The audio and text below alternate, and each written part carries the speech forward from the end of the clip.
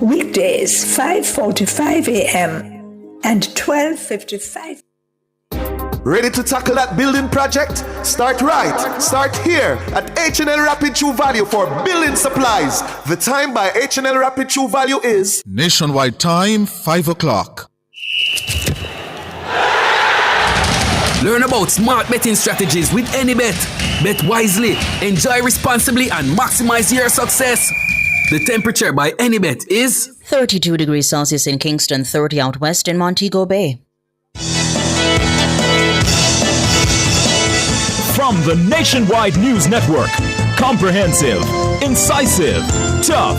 This is Nationwide at 5. Good afternoon, I'm Ricardo Brooks. And I'm Robianne Williams. In Nationwide News at this hour, nearly 100 laws have been passed by the Parliament in the current term. The police are seeking to reassure the public that they're equipped to tackle deepfake cybercrimes. The Christian community is being accused of being silent on critical issues emerging on the campaign trail ahead of the next general election. Juliet Holness tells Jamaicans to reject what the PNP's experiment with Jamaica. Jamaica is no longer a PNP experiment.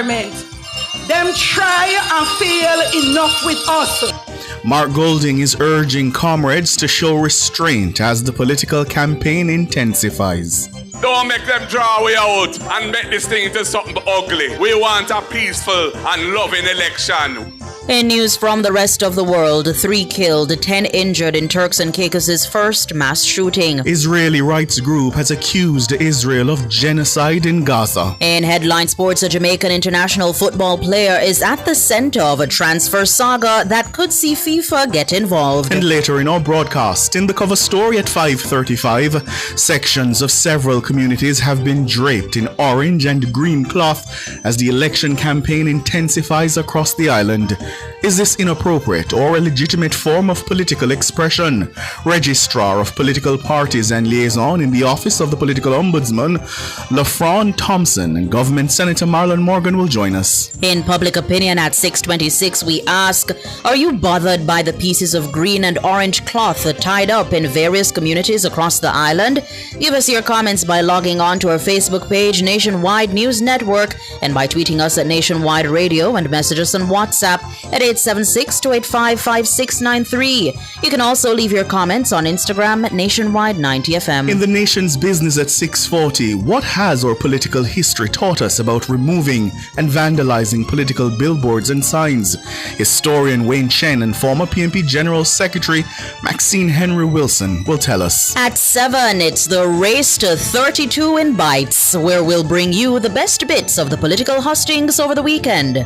It is by now very clear that very soon there will be an election. The people of Jamaica are going to deliver a resounding victory for the People's National Party. You'll hear more. All these and more as we take you home on air, on your mobile, Nationwide 90FM, Nationwide Radio, JM.com, and on the Nationwide app. It's available on the Google Play and the App Store. This Monday afternoon, it's Monday, July 28, 2025.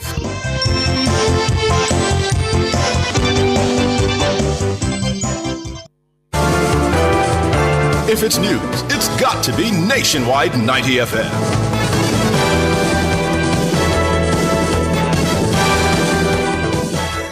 And now to the details. The Parliament passed nearly 100 pieces of legislation over the life of its current term. That's according to data provided by Gordon House to Nationwide News.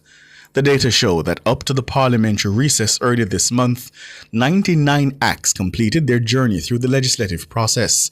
Siobhan Campbell tells us more. With lawmakers now on summer recess and the general election looming, it's expected the Prime Minister will soon advise the Governor-General to end the life of the current Parliament. The dissolution, along with expectations the election may be called before September, would see a fresh legislative term when the Houses of Parliament next convene.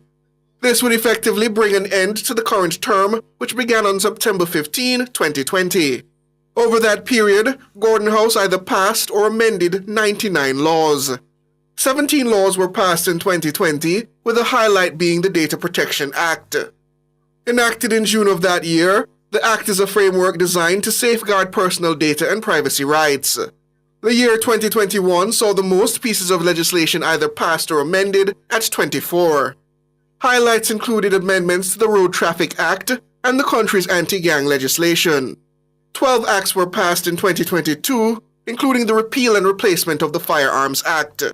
The year 2023 saw an additional 17 legislative items passed into law, such as amendments to the Child Care and Protection Act and the repeal and replacement of the Bail Act. 13 more acts were passed in 2024, while 8 were passed in 2025. The 99 acts passed over the near 5-year period is one less than the 100 passed under the previous term, which began on March 10, 2016. Meanwhile, legislators held 570 committee meetings between 2021 and July 15, 2025. 2021 was the busiest year for Gordon House in terms of committee meetings, where 194 were held. Siobhan Campbell for Nationwide News. The police are seeking to reassure the public that they're equipped to tackle deepfake cybercrimes. This is in response to a video making the rounds that falsely shows prominent Jamaican businessman Adam Stewart endorsing an investment fund. Investigations have confirmed that the video is a deepfake fabricated using artificial intelligence, AI. The video, created without Stewart's knowledge, consent, or involvement, promotes a fraudulent investment scheme. Registration closes at the end of this week. Everyone who registers in time will secure long-term financial stability. Imagine $300,000 per day, about $1,300,000 per month. With this income, you'll no longer have to worry about your job, your children's education, or going on vacation. The program is approved by the Ministry of Finance of Jamaica, and your investments are protected by the government. A deep fake is a video of a person in which their face or body has been digitally altered by artificial intelligence to appear real. These videos are typically used maliciously or to spread false information. The JCF says the use of AI to impersonate individuals undermines public trust and creates new risks to financial security. It's warning the public to exercise extreme caution when engaging with online investment offers, particularly those involving unsolicited messages or celebrity endorsements. Head of Communication Forensics at the JCF Cybercrimes Division, Deputy Superintendent Warren Williams, says Jamaica is partnering with global partners to tackle the growing cybersecurity threat. As equipped as any first world country, as I said, Jamaica is a part of a 24/7 network which involves 86 other countries globally, from North, South, Central, from Europe, all across the globe. So persons are trained, persons are kept up to date, so we get the latest training. But as I said, this is a global challenge. So, whatever is affecting Jamaica from that perspective, it's also affecting the rest of the world. And whatever tools are out there that they use to counter this, Jamaica will apply the same tool, training, and skill set. DSP Warren Williams, Head of Communication Forensics at the Cybercrimes Division of the JCF.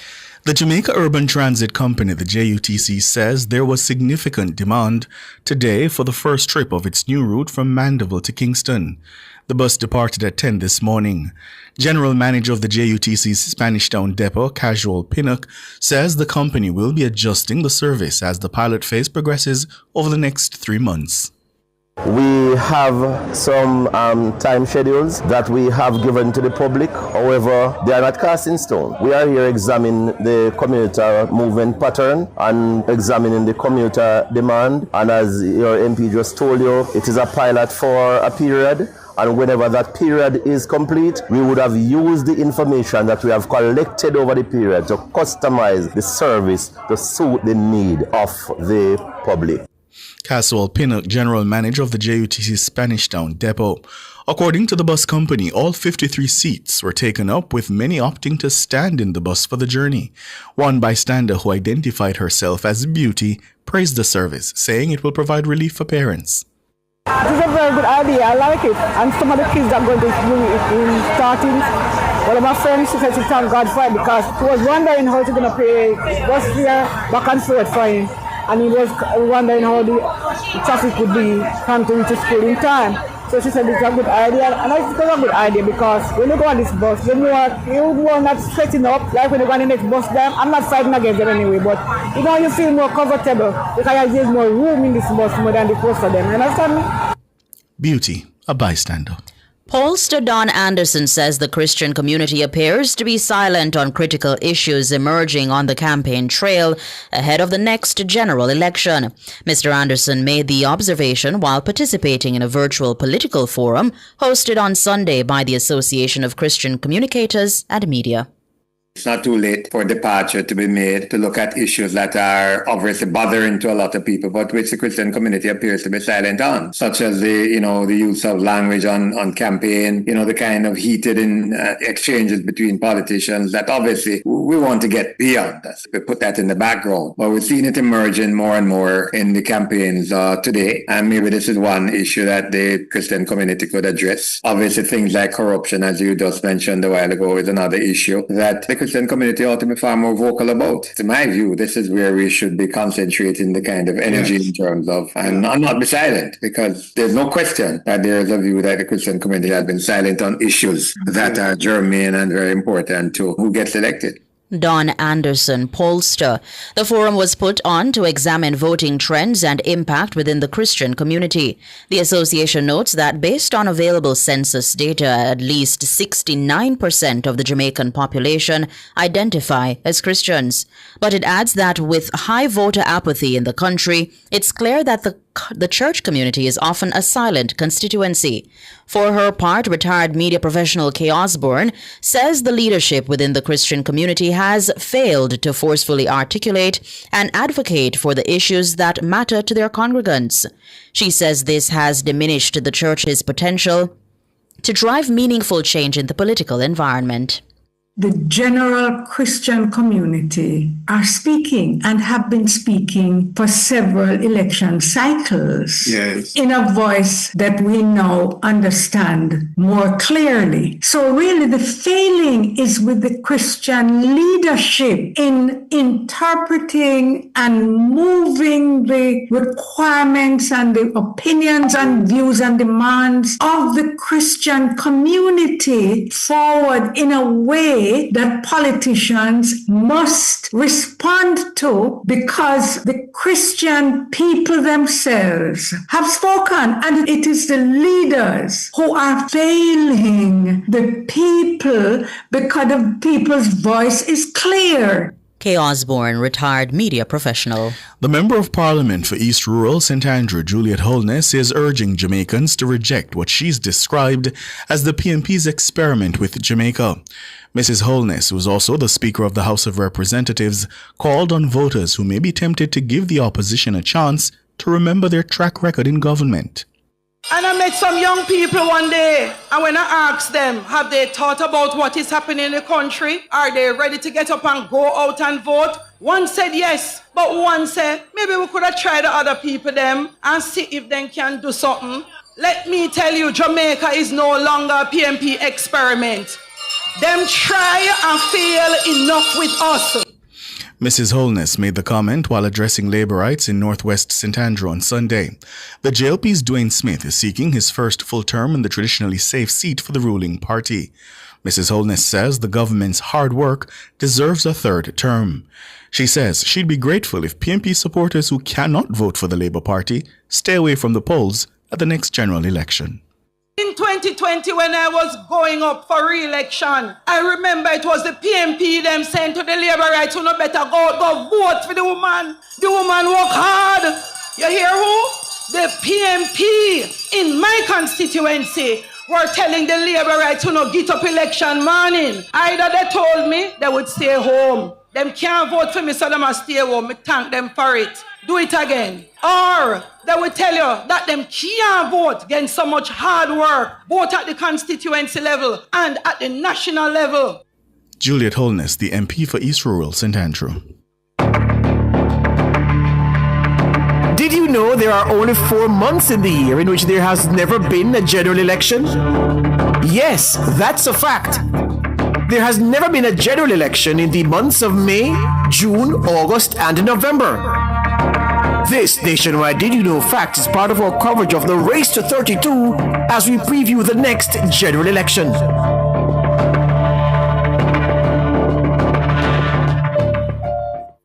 You're listening to the news on Nationwide at 5. We'll have more after these.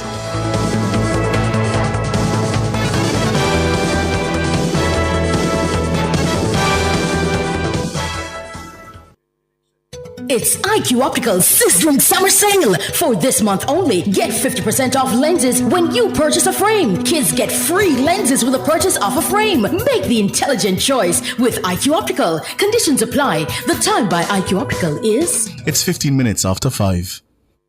Rentokil Initial offers air purification solutions with triple filtration and unique auto-sensing capabilities that neutralizes malodor and replaces it with clean air. Call Rentokil Initial at 926-4236 for more details. The temperature by Rentokil is 32 degrees Celsius in Kingston, 30 out west in Montego Bay. Now, PrEP makes it so easy. One pill before you link prevent HIV. PrEP makes it so easy. One pill before you link prevent HIV. You want do your thing with your queen or your king. Or I get a little frisky that make you flex risky. PrEP, I extra bucketed. To help you stay HIV negative. PrEP makes it so easy. One pill before you link prevent HIV. PrEP tablets available at your clinic from the Ministry of Health and Wellness. Continuing the news, opposition leader Mark Golding is urging PNP supporters to behave with restraint as the political campaign intensifies. Golding made the call following reports of PNP paraphernalia being torn down in sections of eastern St. Thomas over the weekend. In St. Thomas, I saw 2 videos of a location where some people, working apparently for the Jamaica Labour Party, were in the business of tearing down billboards with PNP candidates on them, and orange flags and fabric. And I said, let me report this to the Commissioner of Police, and I did. Because we do not want this to get out of hand. Those things can't vote. We know that when the trumpet sound and the election is called, the people of Jamaica are going to deliver a resounding victory for the People's National Party. So we don't want to react in anger to any form of provocation, my people. Don't make them draw way out and make this thing into something ugly. We want a peaceful and loving election. PNP President Mark Golding, he was speaking to PNP supporters at a party meeting in St. James on Sunday. Videos have emerged on social media which shows men removing PNP branding in sections of eastern St. Thomas. The actions seen on video have been widely condemned.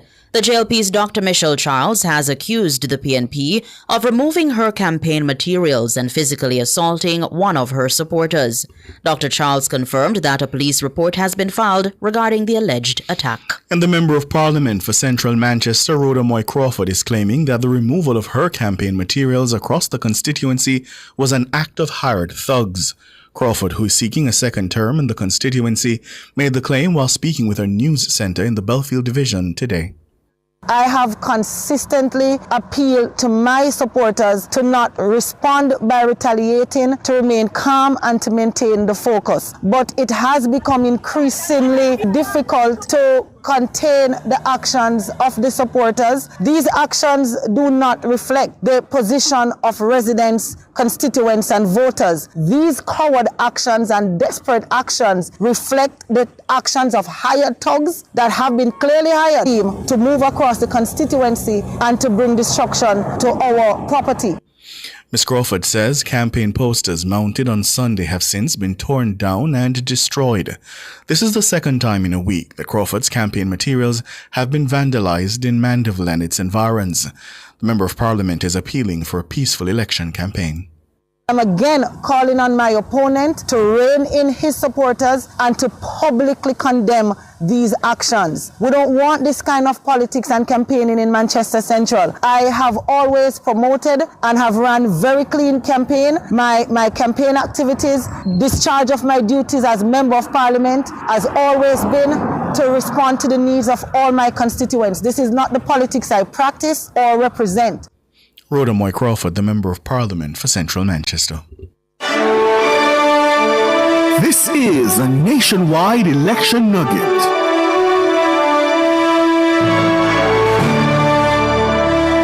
Peter Bunting is tempting history in the upcoming general election. He's aiming to become the first person in Jamaica to win a seat in the House of Representatives in 3 different constituencies. Bunting's tenure as an MP began in 1993 when he unseated former Prime Minister Hugh Shearer to clinch Southeast Clarendon. He left representational politics for a spell but returned in 2007 to win the Central Manchester seat for the PNP. Now Bunting is gearing up for a shot at political immortality when he enters the race for the South Manchester seat. If successful, he will become the first Jamaican politician to be elected as MP in 3 different constituencies. That was a nationwide election nugget. World in a Minute is brought to you by ABC Electrical Sales. We make things as easy as ABC. Hose Assembly and Supply, equipping Jamaica for success. And Charles O'Connor Consulting Network, COCN, driven by international accounting standards, modern technology, and integrity. The World in a Minute. 3 young men were killed and 10 others injured in a mass shooting at a popular night spot in the Turks and Caicos Islands on Sunday. It's described as the British territory's first such incident in recent history. At least 2 of the victims were flown overseas for further medical treatment. The remaining injured were placed at a nearby hospital, which is now under lockdown. Police Commissioner Fitzbailey said at least 4 suspects were involved in the shooting. However, no arrests have been made. Premier Charles Washington Messick said the violence appeared to be gang-related and concentrated within the Haitian community. The shooting comes as the territory intensifies its crackdown on illegal immigration. An estimated 10,000 Haitians live in the Turks and Caicos Islands, accounting for about a third of the total population. 2 leading Israeli rights organizations have said Israel's conduct in the war in Gaza constitutes genocide against the Palestinian people. B'Tselem and Physicians for Human Rights Israel released separate reports today. The organizations, which have been active in Israel for decades, called for the country to stop its war on Palestine immediately. It's the first to be made by any human rights group based in Israel. But the Israeli government has strongly rejected the accusations of genocide. The organizations found the Hamas attack on Israel in October of 2023 was a triggering event which caused fear and collective trauma among Israelis. The International Court of Justice is also examining a case brought by South Africa alleging that Israeli forces are committing genocide against the Palestinians in Gaza. World in a Minute was brought to you by ABC Electrical Sales. We make things as easy as ABC. Hose Assembly and Supply, equipping Jamaica for success. And Charles O'Connor Consulting Network, COCN, driven by international accounting standards, modern technology, and integrity. Recapping the top stories making nationwide news at this hour. Nearly 100 laws have been passed by the Parliament in its current term. The police are seeking to reassure the public that they're equipped to tackle deepfake cybercrimes. The Christian community is being accused of being silent on critical issues emerging on the election campaign trail. Juliet Holness tells Jamaicans to reject the PNP's experiment with Jamaica. And Jamaica is no longer a PNP experiment. Them try and fail enough with us. That's Juliet Holness. And Mark Golding is urging comrades to show restraint as the political campaign intensifies. Don't make them draw way out and make this thing into something ugly. We want a peaceful and loving election. Mark Golding. I'm Ricardo Brooks. And I'm Roby Ann Williams. Listeners, you can find the news on our website at nationwideradiojm.com and on the Nationwide app. It's available on the Google Play and the App Store. News next. The headlines at 6.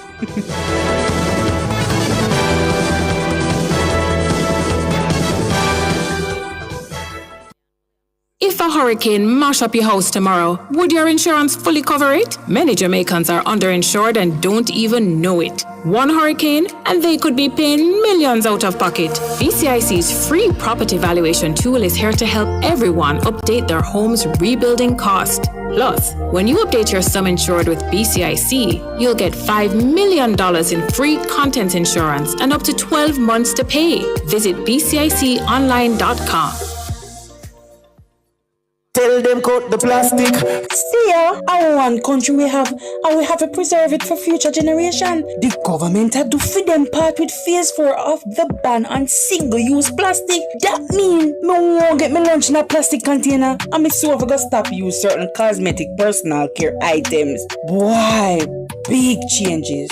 But we want me picking them to enjoy this country. So I'm going to go all in a phase 4. Support the band. A message from the Ministry of Economic Growth and Job Creation. Sports at 5 is brought to you by Total Tools. Total Tools, every tool, every trade. Hello, good afternoon, and welcome to Sports here on Nationwide 90 FM. I'm Wayne Walker. Jamaican international Ronaldo Cephas has found himself at the center of a transfer saga that could ultimately see the intervention of football's world governing body FIFA. The 25-year-old former Arnett Garden striker joined Russian Premier League outfit Paris Nizhny on July 25 on a free transfer from the Turkish Super League side Ankaragucu. However, Ankaragucu is now reporting that Cephas left the club without their knowledge and approval, and that they still have a contract with him. The club says it will initiate the necessary legal proceedings against the player and the signing club with FIFA to prevent the player's unauthorized transfer or to get compensation from him moving. Cephas's contract with Ankaragucu was scheduled to run until the summer of 2027, but it was reported that the contract was said to have been terminated via mutual consent. Paris Nizhny has paraded Cephas on their official team page as their latest acquisition on a contract that is expected to run until June 30, 2028. Cephas is listed as the second most valuable player in the Paris Nizhny setup at 1.3 million euros. President of the Jamaica Football Federation, Michael Ricketts, is hailing Rudolph Speed as one of the brightest football minds in the Caribbean as he gets ready to play a more integral role in Jamaica's quest for a second World Cup appearance. The board of the Jamaica Football Federation voted this weekend for Speed to be named the technical advisor to national senior football team coach Steve McLaren. Ricketts believes the decision is the correct one, especially with the team gearing up for the final round of qualification set to kick off on September 5 with a game away to Bermuda in Hamilton. We thought it was prudent that at this time we appoint Rudolph Speed as the technical advisor to the senior men's program. Reasons are, one, we now have 3 Caribbean teams participating in the final round of the World Cup qualifiers. Rudolph Speed would have done so very well against Caribbean teams during his team's participation in the CFU tournaments and the CONCACAF tournaments. Speed is also chairman of the Jamaica Football Federation's technical committee, and he's also sporting director of back-to-back Premier League champions Cavalier. Speed's latest appointment has raised the question of a conflict of interest, but Ricketts was quick to shut it down. We would have looked at all the details. It is not a paid position, so he's not an employee at the JFF. So that would negate even the thought that it is conflicting. He still, of course, will maintain his position at Cavalier. I mean, that precedence has been set, in fact, a number of times. And, of course, he would still maintain his position as chairman of the technical committee. President of the Jamaica Football Federation, Michael Ricketts. England's women's football team was greeted by cheering crowds as they returned home on Monday, less than 24 hours after beating the world champion Spain in the final of the European Championships at the St. Jakob Complex, Switzerland, to retain the title. Hundreds of fans holding flags and dressed in England kits waited outside Southend Airport to catch a glimpse of the triumphant squad. The Lionesses then travelled by coach to attend a reception at Downing Street, hosted by the Deputy Prime Minister of England, Angela Rayner. The players presented them with a signed England kit and enjoyed a canapé and drinks in the number 10 garden. An open-top bus parade in central London is due to follow on Tuesday. A procession along the Mall is also planned, and a ceremony at the Queen Victoria Memorial in front of Buckingham Palace. UK Deputy High Commissioner to Jamaica Jonathan Cook is a proud British national. What an amazing match and what an amazing result. England are back-to-back European champions and managed to get revenge against Spain for their World Cup victory in the process. Going to penalties made for an incredibly nervous finish for all England fans, but the celebrations will have been going on for hours. We often say things are historic, but this really was. This team are the first English football team, men's or women's, to win a major tournament outside the UK. And to think that one of our players, Lucy Bronze, helped us to win whilst playing with a broken leg. Incredible. I couldn't be prouder of what they've achieved. Yeah, that's the UK Deputy High Commissioner to Jamaica, Jonathan Cook. And finally, in sports at the stand, the West Indies, they made one change to the squad for the fifth and final T20 International against Australia, scheduled for Warner Park in St. Kitts. This evening at 6 o'clock, Casey Carty is in place to replace the injured Evan Lewis, with the tourists leading the series further, the Caribbean team seeking to avoid a series sweep. And pacer Jeddah Blades says he's very optimistic that the Caribbean team will come out on top in this final game. We showed a lot of big effort from everybody. Unfortunately, we didn't get over the line, but improving. Those guys are the Bajan guys. Someone that always looks up for me as well, Alzari. He gives me a lot of advice. And then me and Matthew grew up together playing cricket all the time. So just lean on those guys that have been playing a lot longer than me. Yes, Jeddah Blades, he bagged 3 wickets in the latest defeat at the weekend. That's sports. We're going to be back with more in our major sportscast at 6:05.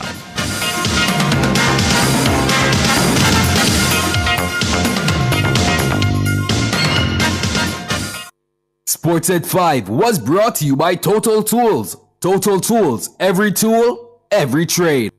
Cubby's Baby Wipes is ideal for your baby's delicate skin, infused with vitamin E and aloe vera, and available for home or on the go. The time by Cubby's Baby Wipes is 5:31.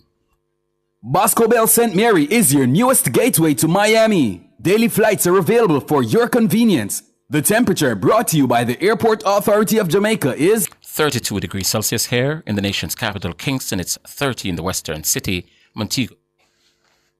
In Jamaica, your rights are protected by our Constitution. From the right to education to freedom of expression, every citizen deserves respect and dignity. But remember, with rights come responsibilities. Let's uplift and respect each other and stand against injustice. Together, we can make Jamaica a better place for ourselves and future generations. Know your rights. Embrace your responsibilities. This message was brought to you by the Ministry of Legal and Constitutional Affairs. Looking for great food, good vibes, and family-friendly fun? Visit Timber Lounge, your go-to bar and grill in Portmore. Open daily from 11 a.m., serving mouth-watering dishes like jerk chicken pasta, beef burgers, and our signature barbecue ribs. Enjoy delivery, catering, and live sports in a relaxed setting. Don't miss our 6th anniversary celebration this July. Call 876-668-3252 or email timberloungeportmore@gmail.com. Come have a drink, grab a bite, and enjoy the ambiance. This July, the world turns to Jamaica for the Caribbean Investment Forum, the region's premier investment event. From July 29 to 31, the Montego Bay Convention Center comes alive with global thought leaders, exclusive investment opportunities, high-impact deal-making sessions. Are you ready to invest in the Caribbean's future? Book now at CaribbeanInvestmentForum.com. Let's shape a smart, green, connected Caribbean. July 29 to 31, Montego Bay. Powered by Caribbean Export, Government of Jamaica, Jampro, EU, CARICOM, Republic Bank, and IDB. Truth is, HIV affects everyone. Truth is, avoiding care leads to a weaker immune system. That means you could get really sick. The truth is, the hardest pill to swallow isn't the medication. It's the problems that follow when you don't take them. Let's get through this together. Remain in care. You can live life to the fullest with HIV. And that's the truth. A message from the Ministry of Health and Wellness. Enough power tool, big to small. Jackama figure dig the wall. Our Total Tools. Weed whacker figure trim the lawn. We have everything your job demand. Total Tools. We rent them, sell them and fix them. Also give Total Tools a call. When I say home improvement, landscape construction, or Total Tools are your option. Home improvement, landscape construction, Total Tools are your option. Total Tools located at 102 Main Street, Ocho Rios, 34 Slipe Road, Kingston. And lot C6 Jackson, Sentence Bay. Call us today. Cover Story is brought to you by Multilink. Roll with control. Use Multilink. Safe, fast, and accepted in more locations. Multilink. Access every time, everywhere I go. Multilink. 24/7 access for me. It's just a win-win when we use multi-link. This card is Jamaican built, yeah. Fast and secure, you can use anywhere, spend while supporting the economy. Look for the Multilink logo on your card and benefit from Jamaica's largest debit payment network. Multi-link, 24/7 access for me. What would I do without my Multilink?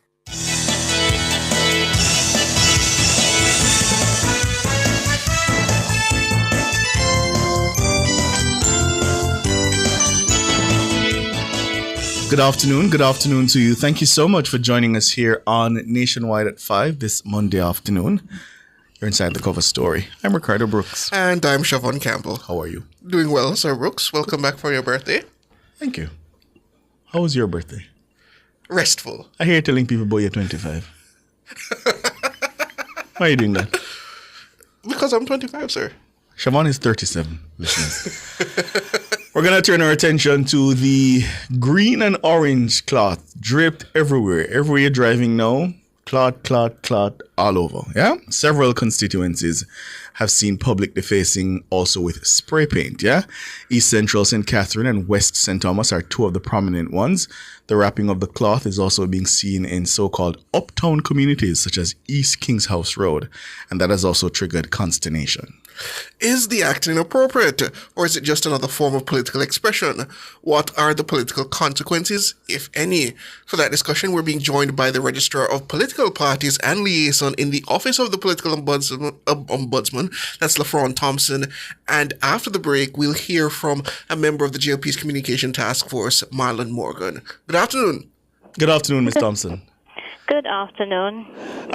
Thank you so much for joining us. From the perspective thank you for having me. Not a problem. From the perspective of the political ombudsman, is this troubling at all?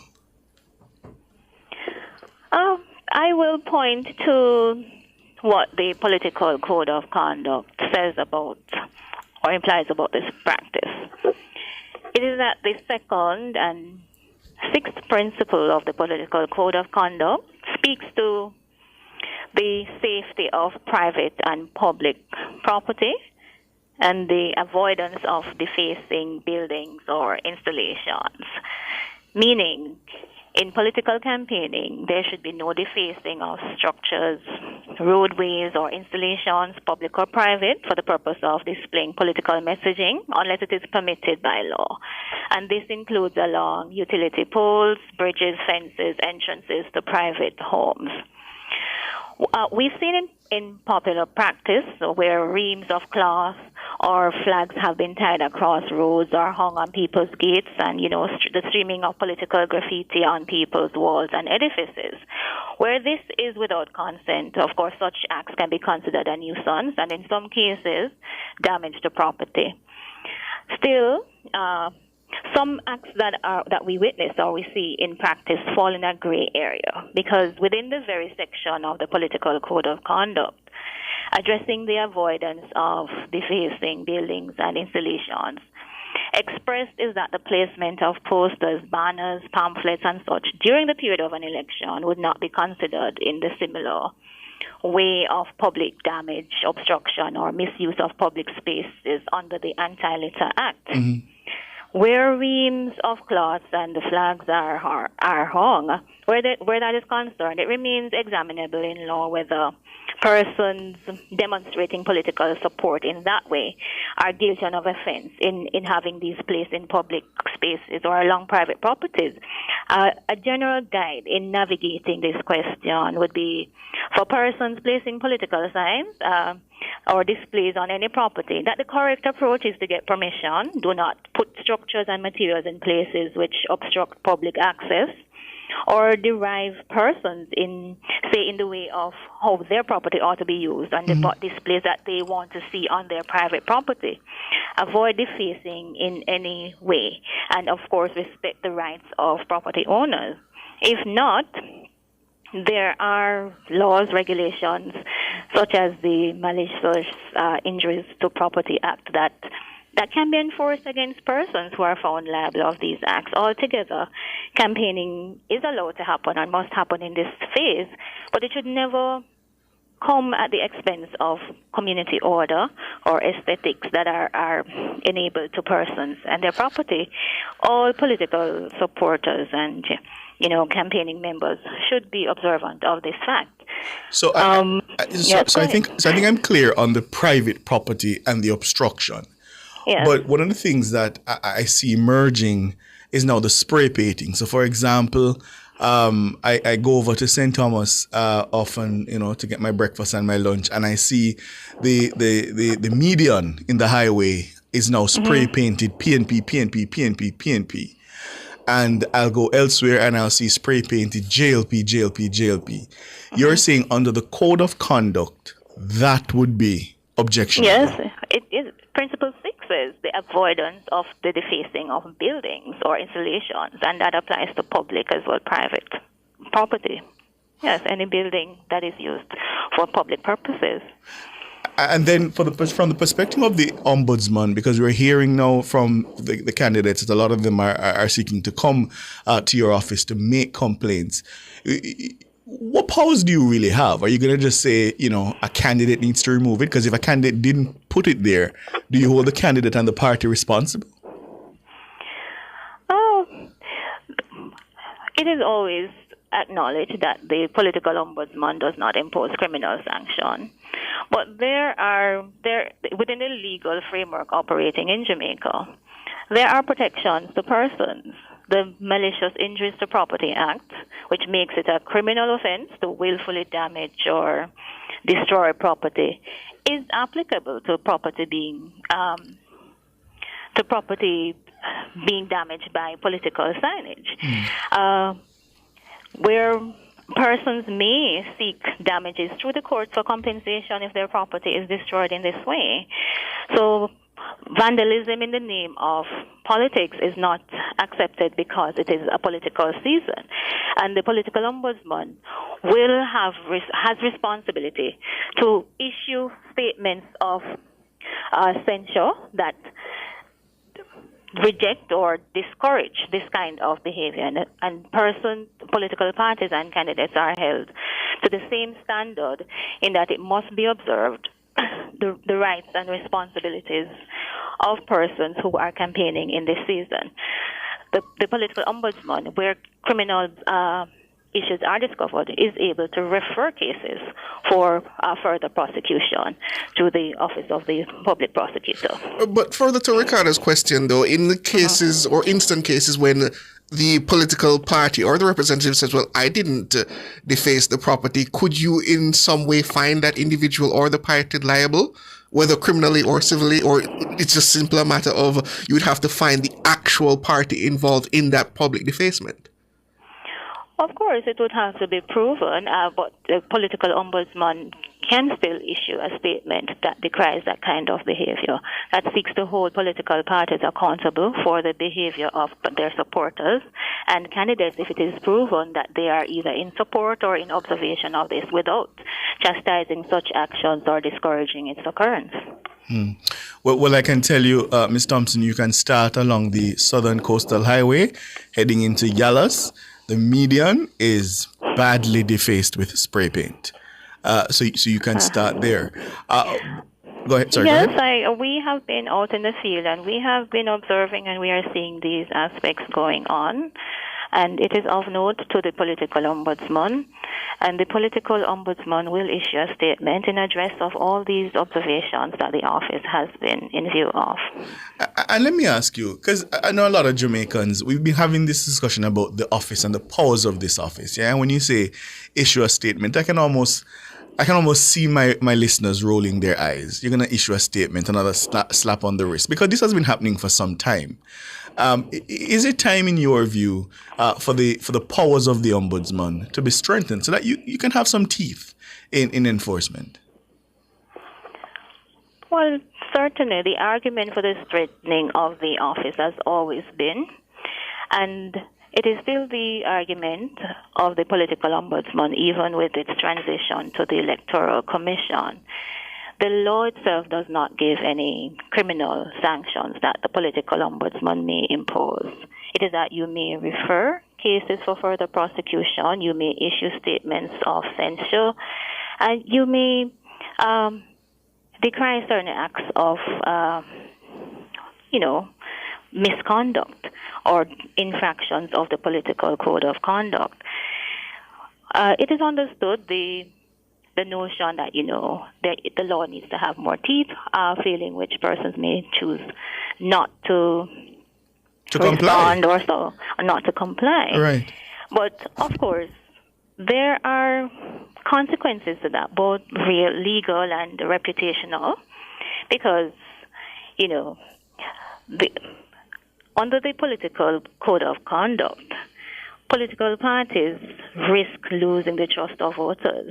The public will judge or Ms. Thompson, you really believe that? You really believe that PNP supporters and GLP supporters will lose confidence in their parties if the ombudsman? I can think of multiple instances where the previous ombudsman has called for action and people just refused.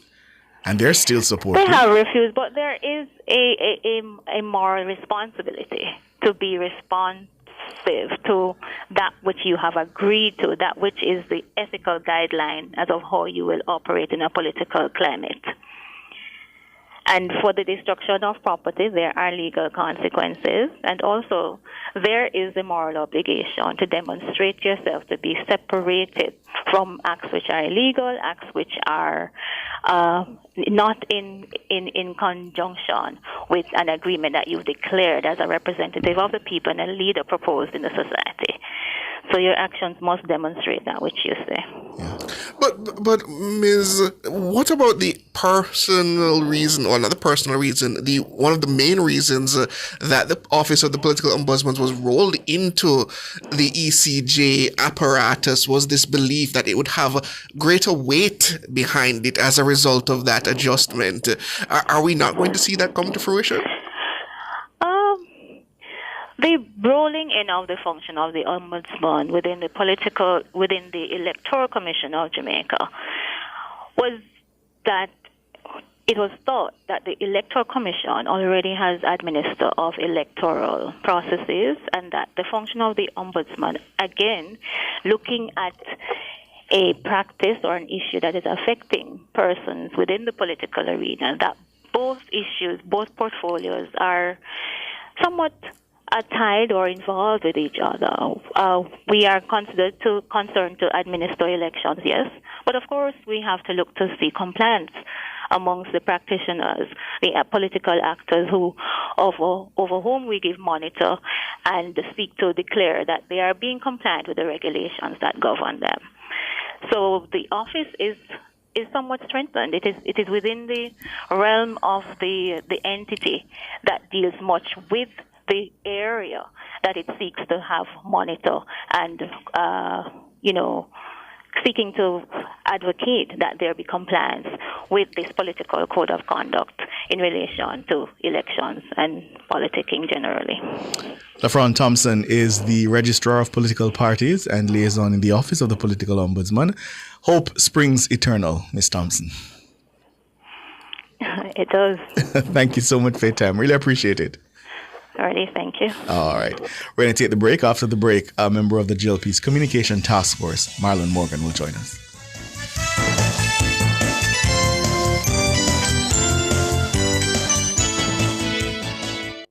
Clear your barrels and personal shipments with ease and convenience. Request a customs contactless clearance today through CCP at jca.gov.jm. The time by the Jamaica Customs Agency is... It's 5:48.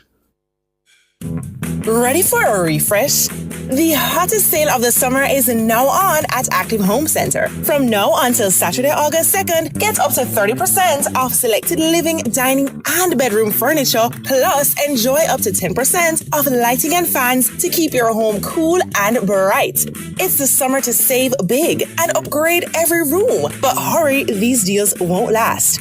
Active Home Center, more savings, more choices. Conditions apply. Want to reduce your high electricity bills?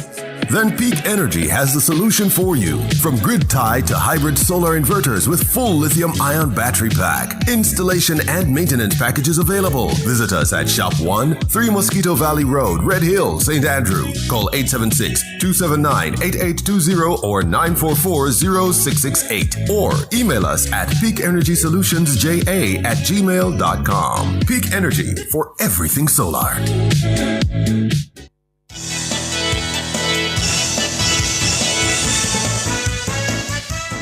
Welcome back, listeners and viewers. We're talking the defacement of public property with political signage. We have with us now a member of the JLP's Communication Task Force, Senator Marlon Morgan. Good afternoon, Mr. Morgan. Good afternoon, Senator. Hi. Good afternoon, Ricardo and Siobhan, and I would say good afternoon to the nationwide listeners. So we had with us not too long ago the Office of the Political Ombudsman out of the ECJ speaking about the responsibilities and the moral authority the party leadership has in terms of condemning these acts of political defacement. Do you believe that it now falls to the JLP and the PNP's leadership to condemn these acts? Well, absolutely. Based on the approach and the model that is now in train in terms of, moral suasion, as it were, and importantly, having established a political code of conduct that both political parties have signed on to. The standards of conduct are clearly set out. The obligations are set out in no uncertain terms. And for us as a political party, we have had our Prime Minister, our party leader, reiterating in just, 2 or 3 weeks ago, consequent on a particular development in central Westmoreland, where profanity, unfortunately, emerged from our political platform, where he reiterated and penned correspondence to all of us, impressing upon us and reminding us properly of what the standards are and the high expectations to which we are held, because the truth of the matter is that as members of the Jamaica Labour Party, we are Jamaica's party. Jamaica's name and brand is in our name, and it behooves us essentially to protect that brand and name. And so, yes, I generally concur that leadership has a role to play. We know that the opposition leader, Mark Golding, speaking out in St. James last evening, has essentially impressed upon his members to be exercise restraint. He has basically come late to the party, a consummate Johnny come lately, as it were, but it's good that it has come late than never. But Senator they have Morgan, been up and about the place, describing themselves as blood and fire people and whatnot. But we are remaining focused, and our leader had already thrown down the gauntlet in terms of reiterating and impressing upon us what the standards and expected conduct is. But Senator, your supporters as well are also defacing the place. I see a lot of green cloth all over the place, in the air, on poles. Your supporters are also doing it too. Well, just to be very clear, because I have not sought to deny, the truth of the matter is that there are some people in our body politic, Siobhan and Ricardo, who are wedded, as it were, to political branding as a practice, and they essentially view it as a form of political expression. The truth of the matter is that there's a fine line, as you may appreciate, between what could be considered tolerable political branding, for example, those billboards, those foam billboards, foam boards that are situated all across, light poles and so on, and then what could be considered as unsightly and nauseating, certainly political litter. Just this morning on NNN's morning program, George was making the observation of what he would consider litter along East Kingshouse Road with, draped in orange cloth and so on. There are other parts of the country where you have green fabric draping spaces.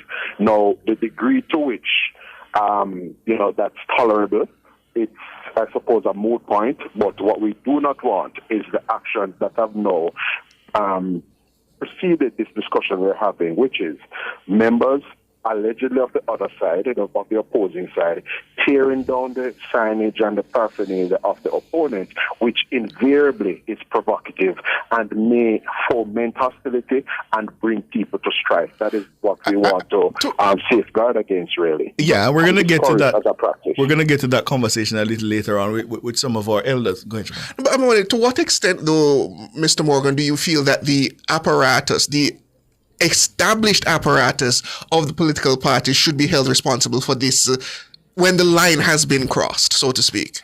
So the challenge and you can appreciate this readily, the challenge you have is that political parties draw broad-based support from the grassroots and segments of the country up and down the country. And the truth is, you have persons who may express themselves in the desired and, acceptable ways, and others who may be over-exuberant and misguided, quite frankly. And that is why it is for persons like myself and others, as ambassadors of the Jamaica Labour Party, certainly on our part, to call our supporters to books, set out, as Desmond McKenzie did in Sherlock Crescent last evening, what the standards are and what we are about. But what we have seen is a general secretary of one of the the major political parties in the country signaling to PNP supporters that when their opponents apparently go low, they must go lower. That is something that has emerged from a PNP platform, and that is why Dayton Campbell leaves much to be desired. The TNP and brand PNP leaves much to be desired. And for our part, we're not suggesting that we have been perfect in that supporters of the JLP or people who elect to associate with us have not done things that are undesirable and errant. I am using this platform this evening on the sound of Nationwide 90 FM to implore those supporters and sympathizers of the JLP, do not engage in provocative conduct, do not seek to remove PNP signage or billboards. If you see persons defacing public property or private property, take steps to alert the police, for example, use your phones and other devices to capture those images, and just be responsible in our conduct, because we have too many things. As our party leader said last evening, as Desmond McKenzie underscored last evening as well, we have a platform of achievements to campaign on as a party, and we cannot allow ourselves to be distracted by the kind of things that, Dayton Campbell and others would seek to major in. We are above that. We are the people who are delivering for Jamaica, and the PNP just need to turn one side and turn back. Well, I imagine they'll have a lot to say about that. But so, having said that, will you go the additional step of urging your supporters to remove the unsightly green cloth that's wrapped around poles, hung from wires, and that kind of a thing? Will you take that additional step? Well, as I said before, there are some instances where an overdue of fabric being situated in a space becomes political litter, and which is why I said in my and possibly intimidating. I want to be heard clearly. There's a fine line, Ricardo and Siobhan, between signage and branding, as it were. That could be considered as appropriate and moderate, and then other aspects and manifestations of it that are just an overkill. I believe the Jamaican population generally understands and appreciates that we're in the political season. Both major political parties are engaged in the hustings at this time. And of course, just like when cricket World Cup is coming up, the World Cup of football, for example, and all of us go out and buy our little flags, and some people have up England flag on them car, some people have up CR7's Portugal flag. I'm a Germany supporter myself. I will have up my Germany flag. So people will generally appreciate that in the context of the political hustings, you will see some amount of expression in this way. It is the undue and unsightly defacing, certainly that cannot be countenanced, and the situating of fabric, for example, that becomes litter invariably, that is to be discouraged. So do I hear you saying you'll urge them to take it down? I am urging them not to get into situating fabric in spaces that could be considered as an overdue or litter, political litter. You may have persons who erect a flag, a green flag. While that is not ideal, you understand, because we're in that season, and you understand that people are exuberant, people are enthusiastic, and they see it as a legitimate form of expression. And that is why I drew the analogy just now, gentlemen, that when the World Cup is upon us, if you're a supporter of Brazil or Argentina, you will secure your flag, and albeit they put it on your car, which is your private property. So we get that. We know that clear distinction. But it is not dissimilar. You are seeking to express yourself. You're seeking to register your support. I don't know if I agree with that, though, Senator, because where we're seeing them are on light poles, hanging from light wires, hanging from trees. That can be intimidating as opposed to putting a green flag or orange flag on your car, which would be absolute right, or draping your gate. Yeah, but then you're trying to tie that to sports support, which I think is a distinct thing. The point I was making at the core was the point of expressing oneself. So in the case of politics, it's political expression and identity. Identifying oneself. And in the form of the sporting arena, it is not dissimilar in terms of expression, albeit in the sporting realm. But the substantive point is this: the political season is but for a few weeks. The truth of the matter is that so soon as the campaign ends, we would implore persons who would have affixed flags or fabric to, public installations in particular, like light poles and so on, to remove those. The candidates are encouraged so to do as well, to ensure that their people go about the place and remove those, as are the signs as well, in terms of those foam boards that are erected from time to time. Senator, we're out of time. Thank you for your time. We really appreciate it. All the best, gentlemen. I appreciate your time as well. Senator Marlon Morgan is a member of the JLP's Communication Task Force. The headlines are next.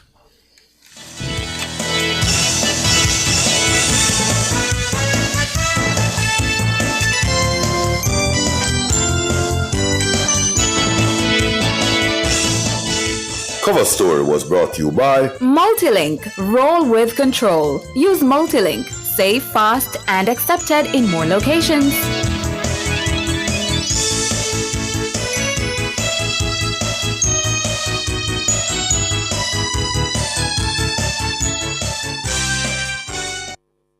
The time brought to you by Guardian Life. Live secure, live easy is a minute after 6.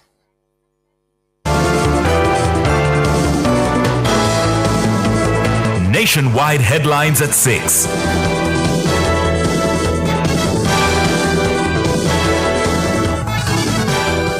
Good evening with the headlines at 6. I'm Shalois Michael. The Jamaica Urban Transit Company, JUTC, says there was a significant demand on Monday for the first trip of its new route from Mandeville to Kingston. The bus departed at 10 a.m. General Manager of the JUTC's Spanish Town Depot, Casual Pinnock, says the company will be adjusting the service as the pilot phase progresses over the next 3 months. We have some time schedules that we have given to the public. However, they are not cast in stone. We are here examining the commuter movement pattern and examining the commuter demand. And as your MP just told you, it is a pilot for a period. And whenever that period is complete, we would have used the information that we have collected over the period to customize the service to suit the need of the public. Casual Pinnock, General Manager of the JUTC's Spanish Town Depot. According to the JUTC, all 53 seats of the bus were taken up, with many opting to stand in the bus for the journey. Pollster Don Anderson says the Christian community appears to be silent on critical issues emerging on the campaign trail ahead of the next general election. Mr. Anderson made the observation while participating in a virtual political forum hosted on Sunday by the Association of Christian Communicators and Media. It's not too late for a departure to be made to look at issues that are obviously bothering to a lot of people, but which the Christian community appears to be silent on, such as the use of language on campaign, the kind of heated exchanges between politicians that obviously we want to get beyond. We put that in the background, but we've seen it emerging more and more in the campaigns today, and maybe this is one issue that the Christian community could address. Obviously, things like corruption, as you just mentioned a while ago, is another issue that the Christian community ought to be far more vocal about. To my view, this is where we should be concentrating the kind of energy in terms of, and not be silent, because there's no question that there is a view that the Christian community has been silent on issues that are germane and very important to who gets elected. Don Anderson, pollster. The forum was put on to examine voting trends and impact within the Christian community. For her part, retired media professional Kay Osborne says the leadership within the Christian community has failed to forcefully articulate and advocate for the issues that matter to their congregants. The general Christian community are speaking and have been speaking for several election cycles in a voice that we now understand more clearly. So really the failing is with the Christian leadership in interpreting and moving the requirements and the opinions and views and demands of the Christian community forward in a way that politicians must respond to, because the Christian people themselves have spoken, and it is the leaders who are failing the people because the people's voice is clear. Kay Osborne, retired media professional. Member of Parliament for East Rural St. Andrew, Juliet Holness, is urging Jamaicans to reject what she's described as the PNP's experiment with Jamaica. Mrs. Holness, who's also the Speaker of the House of Representatives, called on voters who may be tempted to give the opposition a chance to remember their track record in government. And I met some young people one day, and when I asked them, have they thought about what is happening in the country? Are they ready to get up and go out and vote? One said yes, but one said, maybe we could have tried the other people them and see if they can do something. Let me tell you, Jamaica is no longer a PNP experiment. Them try and fail enough with us. Mrs. Holness made the comment while addressing Labourites in Northwest St. Andrew on Sunday. She says the government's hard work deserves a third term. Mrs. Holness says she'd be grateful if PNP supporters who cannot vote for the Labour Party stay away from the polls at the next general election. In 2020, when I was going up for re-election, I remember it was the PNP them sent to the Labourites who no better go vote for the woman. The woman work hard. You hear who?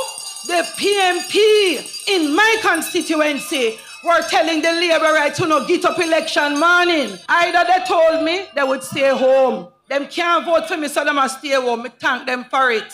Do it again. Or they will tell you that them can't vote against so much hard work, both at the constituency level and at the national level.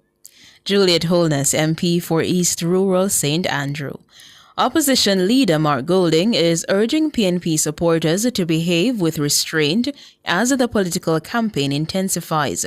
Golding made the call following reports of PNP materials being torn down in sections of Eastern St. Thomas over the weekend. In St. Thomas, I saw 2 videos of a location where some people working apparently for the Jamaica Labour Party were in the business of tearing down billboards with PNP candidates on them and orange flags and fabric. And I said, let me report this to the Commissioner of Police. And I did. Because we do not want this to get out of hand. Those things can't vote. We know that when the trumpet sound and the election is called, the people of Jamaica are going to deliver a resounding victory for the People's National Party. So we don't want to react in anger to any form of provocation, my people. Don't make them draw way out and make this thing into something ugly. We want a peaceful and loving election. PNP President Mark Golding and Member of Parliament for Central Manchester Rhoda Moy Crawford is claiming that the removal of her campaign materials across the constituency was an act of hired thugs. Crawford, who is seeking a second term in the constituency, made the claim while speaking with our news centre in the Belfield division on Monday. I have consistently appealed to my supporters to not respond by retaliating, to remain calm and to maintain the focus. But it has become increasingly difficult to contain the actions of the supporters. These actions do not reflect the position of residents, constituents and voters. These coward actions and desperate actions reflect the actions of hired thugs that have been clearly hired to move across the constituency and to bring destruction to our property. Rhoda Moy Crawford, Member of Parliament for Central Manchester. Those were the headlines at 6. I'm Shaloy Smikle. Sports is next.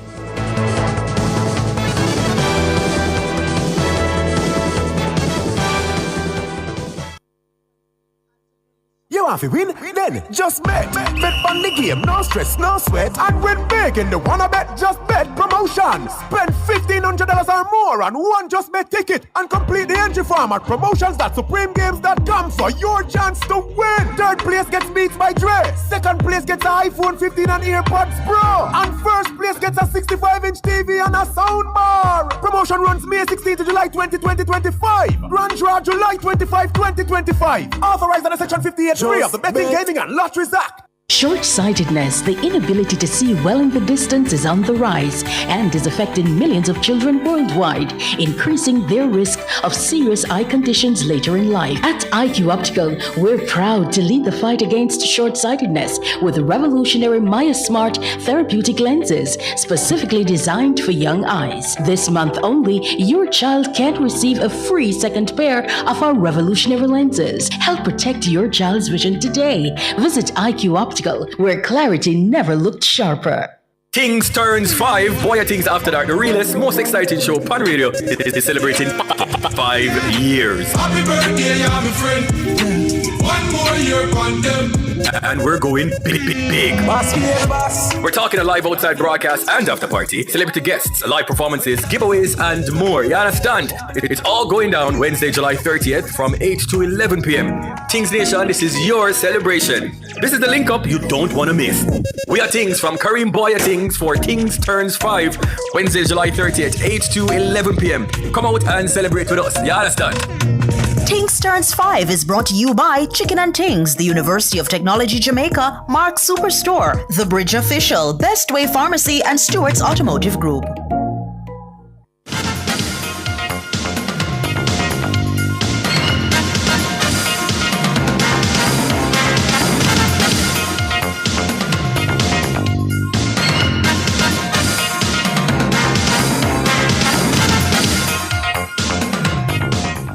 Hello, good evening, and welcome to Sports here on Nationwide 90 FM.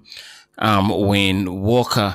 Well, we start with the news from Warner Park in St. Kitts and Nevis. It's the 5th one-day international between West Indies and Australia. Well, former captain Jamaica's Rovman Powell has been forced to wait a while longer for his 100th T20 international appearance. Powell suffered an injury to his right wrist during the 4th game against Australia in St. Kitts on Saturday, and is ruled out of the 5th and final game currently underway at Warner Park. The West Indies has made 2 changes to the 11.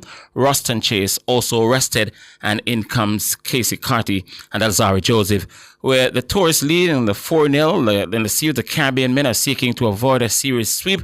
Australia has won the toss for the 5th straight game. They've sent the West Indies into bat, and at the moment at sports time, the West Indies are 21 for 1 after 3 overs. 21 for 1 after 3 overs. The captain, Shea Hope, was bowled for 9 a short time ago. Brandon King is still there on 11, and with him, Casey Carty has joined him. He's already on 1. So Shea Hope going bowled for 9. The West Indies 21 for 1 after 3 overs. Brandon King is not out, 11. Casey Carty is there on 1. Adam Zampa is appearing in his 100th T20 International, the 4th Australian to do so. So it was 2 players who were set to play their 100th T20 game in this same game, Adam Zampa and Rovman Powell. But Powell suffered an injury on Saturday and has been ruled out of this game. Former Jamaica and West Indies batsman Lawrence Yagoro is to be honoured by Jamaica Cricket Association. President of the Cricket Association, Dr. Donovan Bennett, says the time is right. Orion Buchanan has more. President of Jamaica Cricket Association, Dr. Donovan Bennett, explained to Nationwide Sports that it's time former Jamaican West Indian batsman Lawrence Rowe be forgiven and gets the honour he truly deserves. Rowe has been ostracised since he captained the West Indies in apartheid tours to South Africa back in 1983 and 84. Well, first of all, it should have happened a long time ago, right? We are way behind we are way behind because all the other territories and all the other players have long been reinstated into the system and have been re-employed as coaches. Lawrence Rowe is the only person of that group who is still being ostracized. The now 76-year-old Rowe was a stylish right-hander who scored 214 and 100 not out on debut against New Zealand back in 1972, which still stands as the most runs scored on Test debut. According to Dr. Bennett, Rowe is set to receive a mural and have a stand named after him. This move was originally done back in 2011, but during a radio interview, Rowe explained that while he understood his involvement in the Rebel Tour of South Africa, he didn't see the reason to apologize.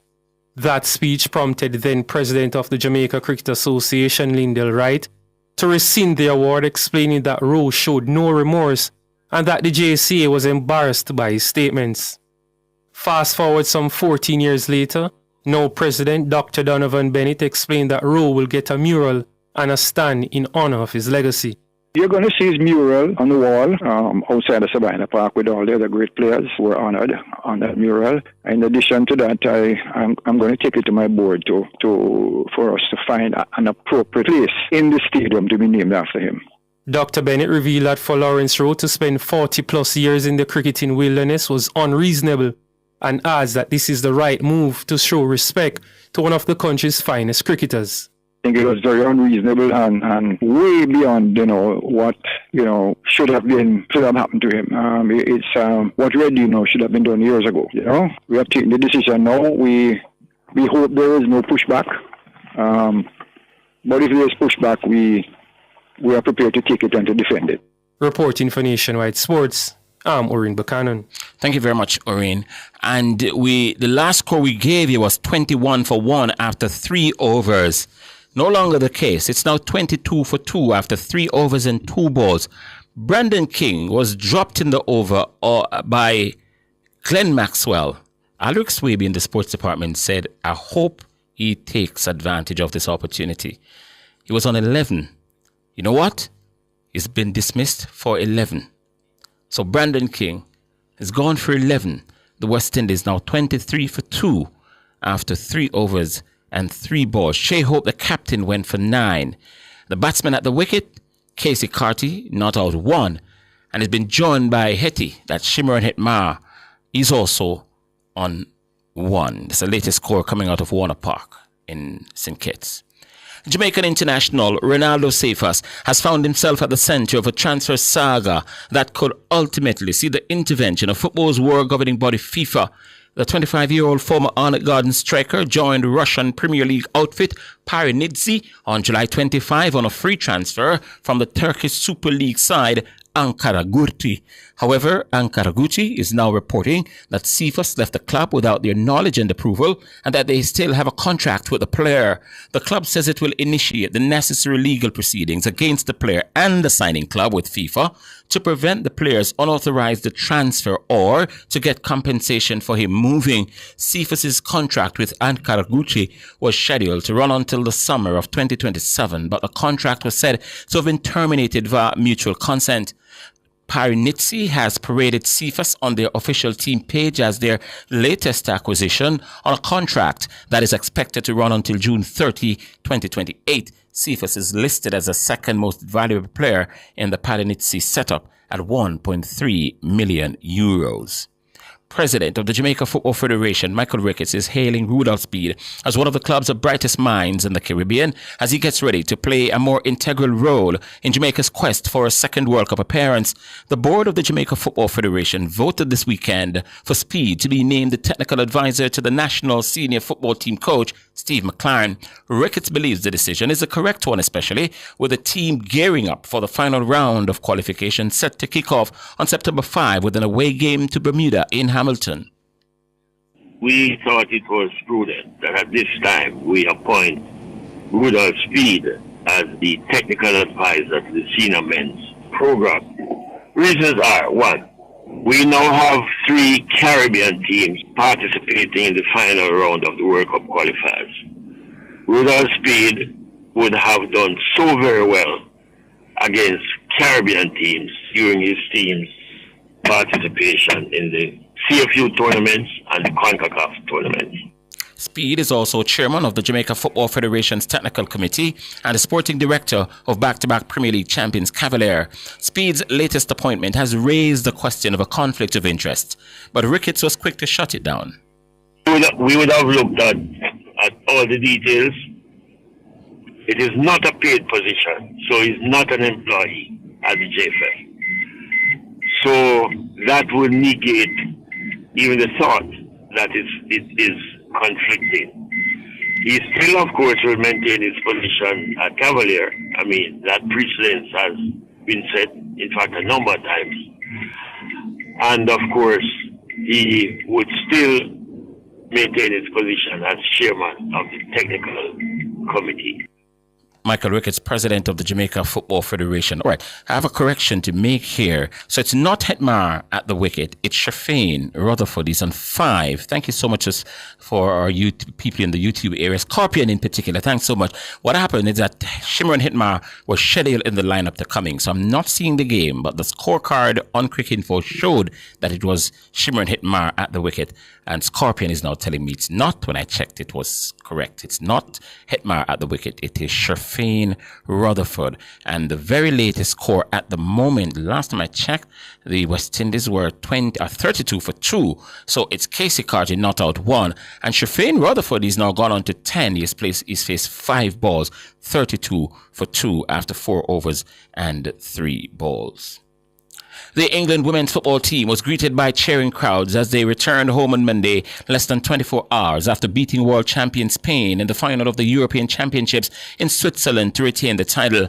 Hundreds of fans holding flags and dressed in England kits waited outside Southend Airport to catch a glimpse of the triumphant squad. The Lionesses then travelled by coach to attend a reception at Downing Street hosted by Deputy Prime Minister of England, Angela Rayner. The players presented them with a signed England shirt and enjoyed canapes and drinks in Number 10's garden.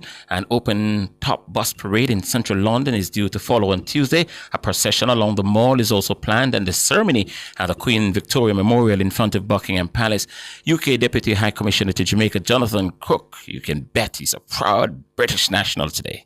What an amazing match, and what an amazing result. England are back-to-back European champions and managed to get revenge against Spain for their World Cup victory in the process. Going to penalties made for an incredibly nervous finish for all England fans, but the celebrations will have been going on for hours. We often say things are historic, but this really was. This team are the first English football team, men's or women's, to win a major tournament outside the UK. And to think that one of our players, Lucy Bronze, helped us to win whilst playing with a broken leg. Incredible. I couldn't be prouder of what they've achieved. That's Jonathan Cook. That's sports.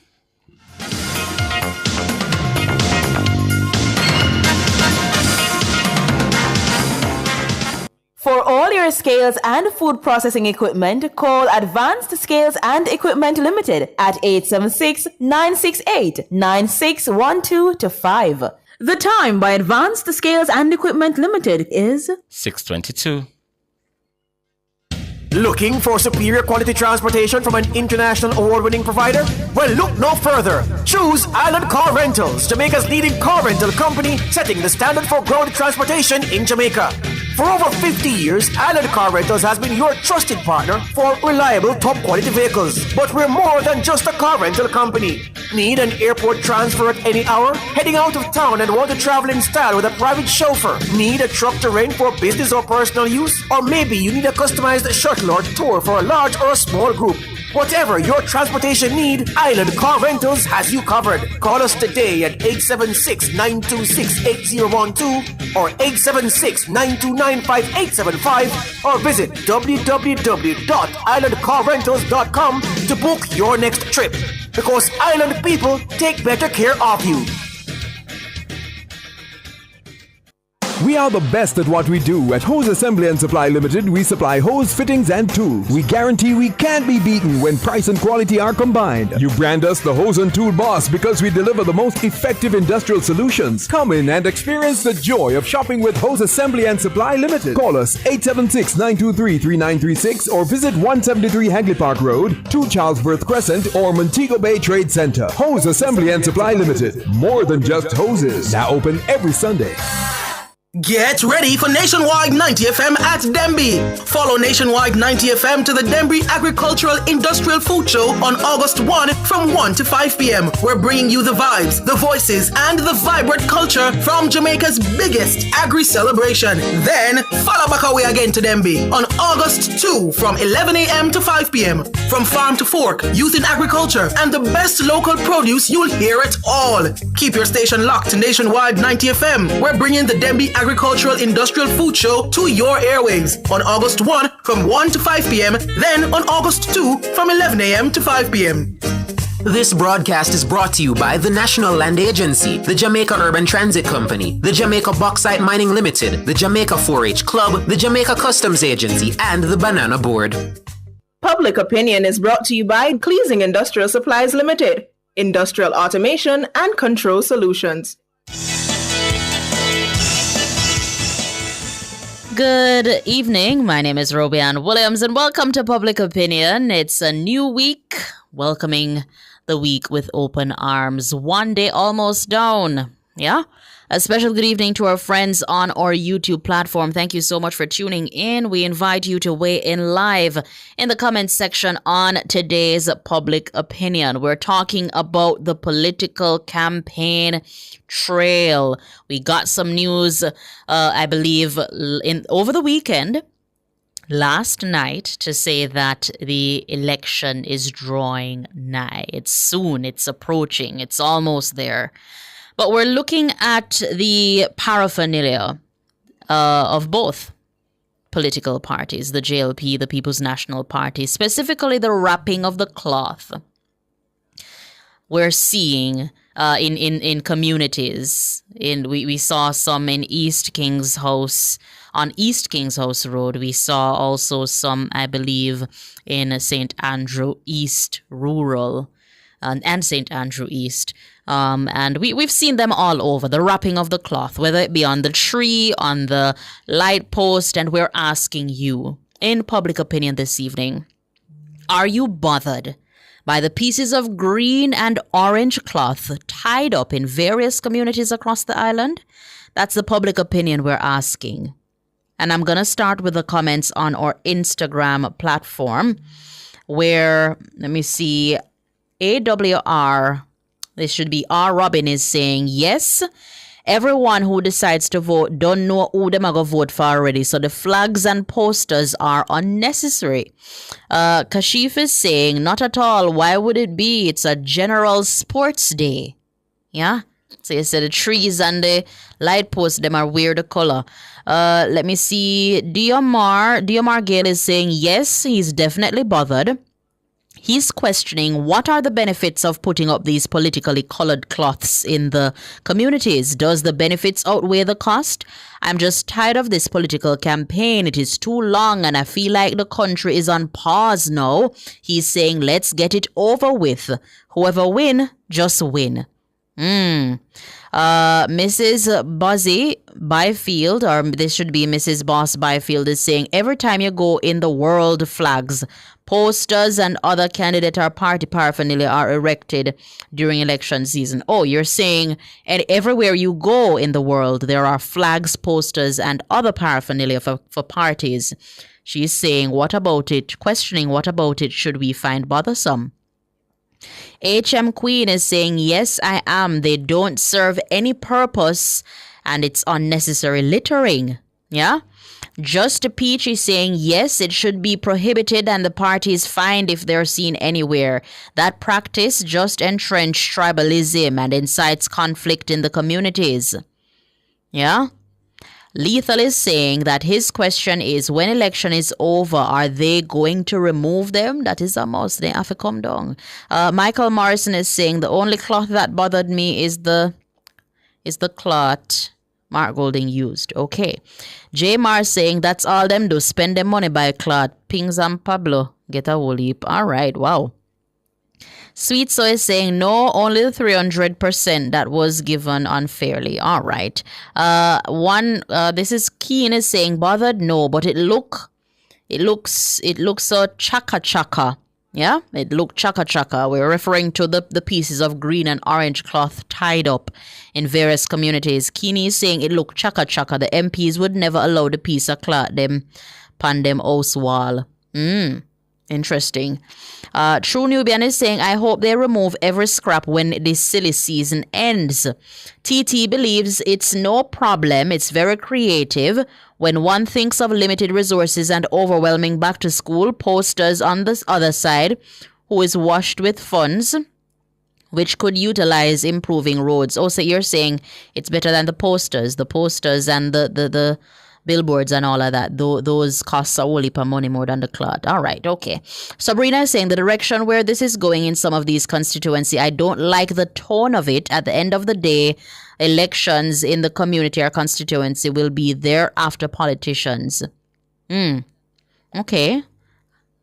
Senapi is saying, yes, we don't need all of that, not even the sign them we no need, because if we not get the little card before election day, we know what we're going to put the X beside. So no, it's not relevant, it's ghetto. All right, let me see if I can get to some of the comments on our X platform. Are you bothered by the pieces of green and orange cloth tied up in various communities across the island? Graham Jervis says, nah, part of the silly season. As long as it's cleaned up after, it's all good.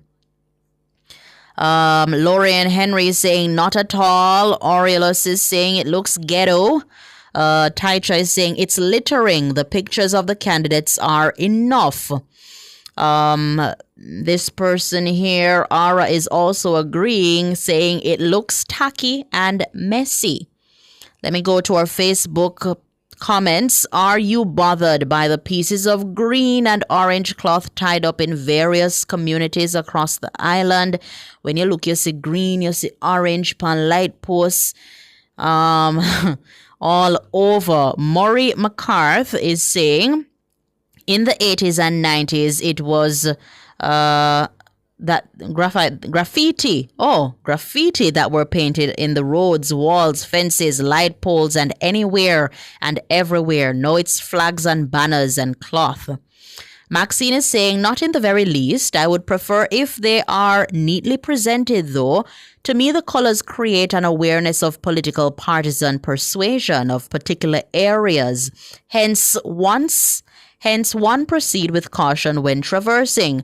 We're still living among some dark persons who live and breathe political tribalism. Okay.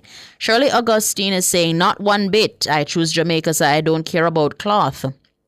Diplomatic Bedward is saying, not at all, but these things doesn't influence voters' choice one way or another, but I guess man have to eat a food. Yeah, because somebody must get paid for put them up, you know. They not just go up, so I think they just go up, so somebody must get paid. Anyways, Jerome A. Richards is saying it's totally unnecessary when people get charged for dropping a bottle through the window of the car or urinating on the street. All right, let me see if I can get in a few of the comments on our YouTube platform here. Colors look festive. I like the contrast, says Marigold. Let me see. Who am I saying? Name some political white rice, curry chicken back and a cup of white something. Smile to Ja and say, I am in Jamaica. Okay. All right.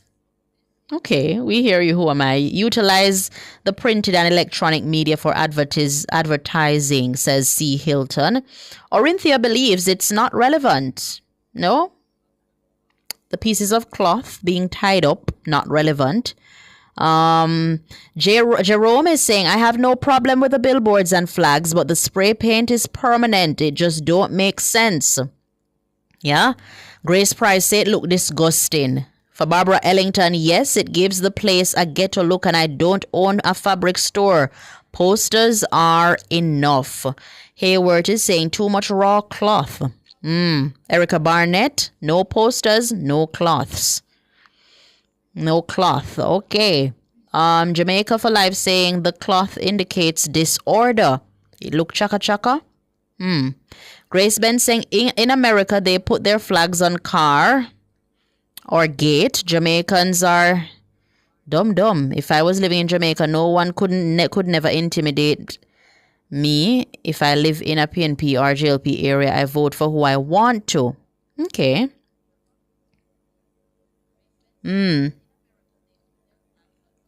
Just a waste of time. Otis B saying it's just a waste of time because the minds are already made up. Well, to each his own. I mean, we see a string of cloth lined off on certain roads. Claude West is saying the cloth not relevant. They are unsightly and too much. Becca Grant is saying, I like it, looks nice, but me not fighting my brothers and sisters for no politicians cause the whole of them a big friend. And on that note, we'll end the public opinion for this evening. Thank you so much for your participation. The Business Report is up next.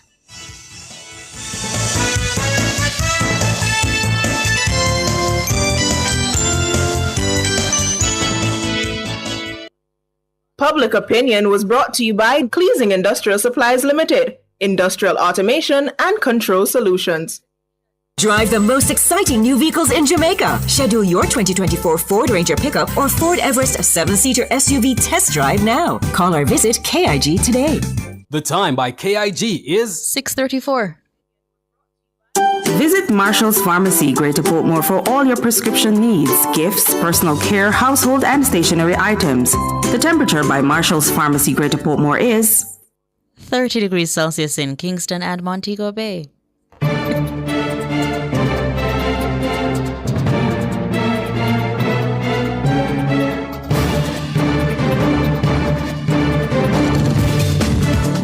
Hello, good evening, and welcome to Nationwide's Business Report. I'm Robian Williams. The Board of Key Insurance Limited has been advised by Grace Kennedy Financial Group Limited, GKFG, that its takeover offer made to shareholders closed as scheduled on July 11, 2025.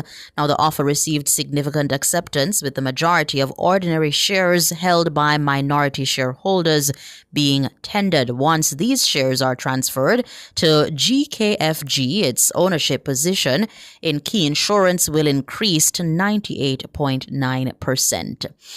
The U.S. and China have started a fresh round of talks as expectations grow that the world's two biggest economies could agree a 90-day extension to their trade war truce. The meetings in Sweden come hours after U.S. President Donald Trump announced a framework tariffs deal with the European Union. The current 90-day truce between the U.S. and China, which saw the two countries temporarily lowering tariffs on each other, is set to end on August 12. Since Trump returned to the White House in January, the U.S. and China had raised import levies on each other to more than 100%. And finally, in the currency markets, at the close of trading today, it cost 161 Jamaican dollars and 29 cents to buy $1 US, 219 Jamaican dollars and 30 cents to buy £1 British pound, and 117 Jamaican dollars and 90 cents to buy the Canadian dollar. Now that's the Business Report. I'm Robian Williams. Good evening.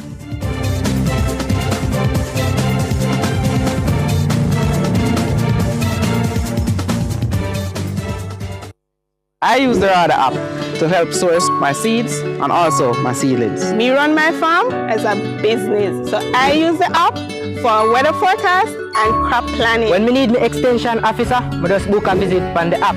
Quick time she reach. We check pest alert every morning. Me now make her mash up my ground. Real farmers, real support, real easy. Crop Radar and Farm Smarter. Get the mobile app on Android and iOS. For all your electrical needs, visit ABC Electrical Sales. They stock a wide variety of electrical supplies, including plugs, switches, panel boards, and conduits, plus energy-saving fixtures. ABC Electrical Sales stocks brands like GE, Siemens, Philips, Cutler Hammer, and Allen Bradley. They also offer free island-wide delivery just to suit your needs. Visit them at Shop 8, Hagley Park Plaza, Kingston 10, or call 876-754-3714-5 or 876-754-3825-8. ABC Electrical Sales for a better choice in the electrical business. Multi-link, access every time, everywhere I go. 24/7 access for me. It's just a win-win when we use multi-link. This card is Jamaican built, yeah. Fast and secure, you can use anywhere. Spend while supporting the economy. Look for the multi-link logo on your card and benefit from Jamaica's largest debit payment network. Multi-link, 24/7 access for me. What would I do without my multi-link?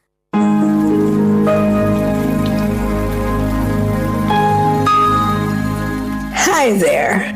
Here's some good news for these trying times. Quote, by God's word, I can see where I'm going. They throw a beam of light on my dark path. Unquote. Psalm 119, verse 105.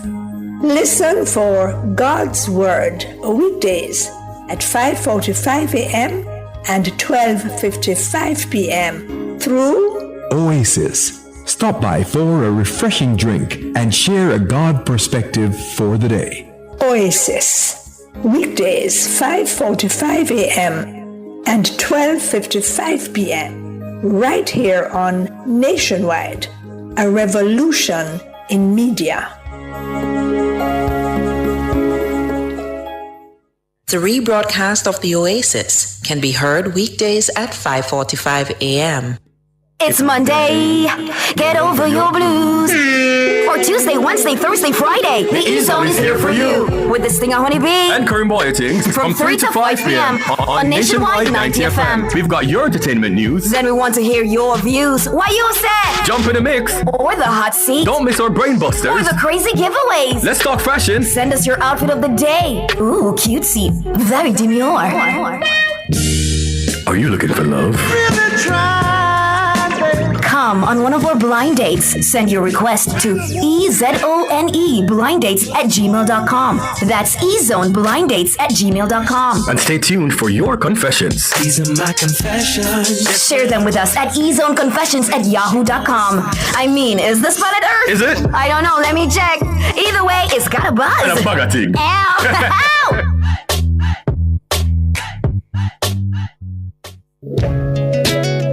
Do you have a consumer-related issue? Want to learn more about matters concerning you as a consumer? Well, keep it locked to Nationwide 90 FM for the Consumer Hour with me, Nora Gay Banton, weekdays from 9 to 10 a.m. For all your consumer-centric matters, stay tuned to the Consumer Hour on Nationwide 90 FM, a revolution in media.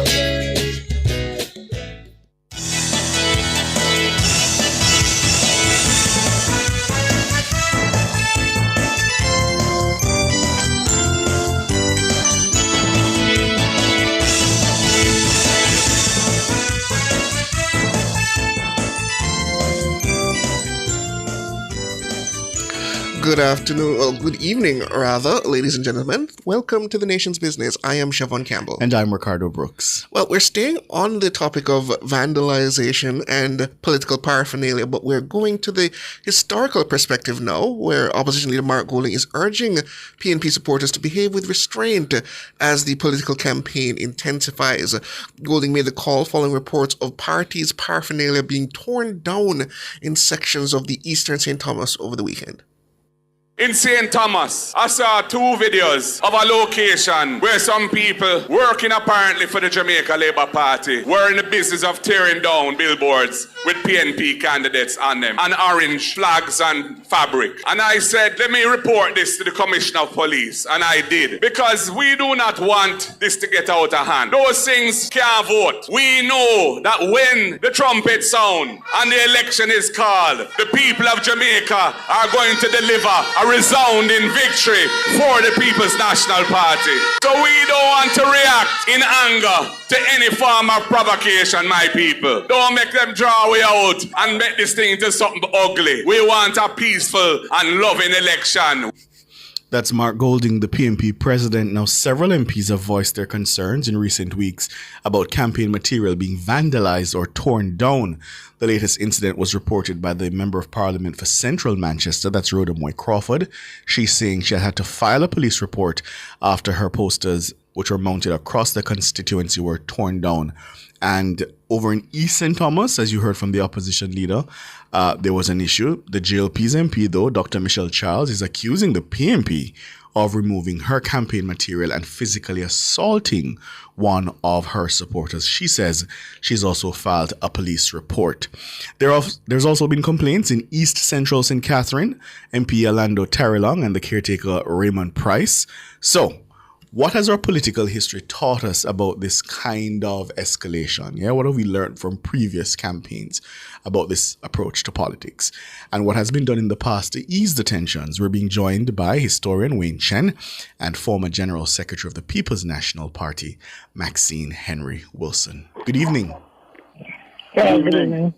Mrs. Henry Wilson, Mr. Chen, thank you so much for joining us. Mrs. Henry Wilson, let me start with you. You've seen multiple campaigns, and I'm assuming that over the years, this has happened before, surely. And from what you can recall, what did we do to ease the tensions once this kind of thing started?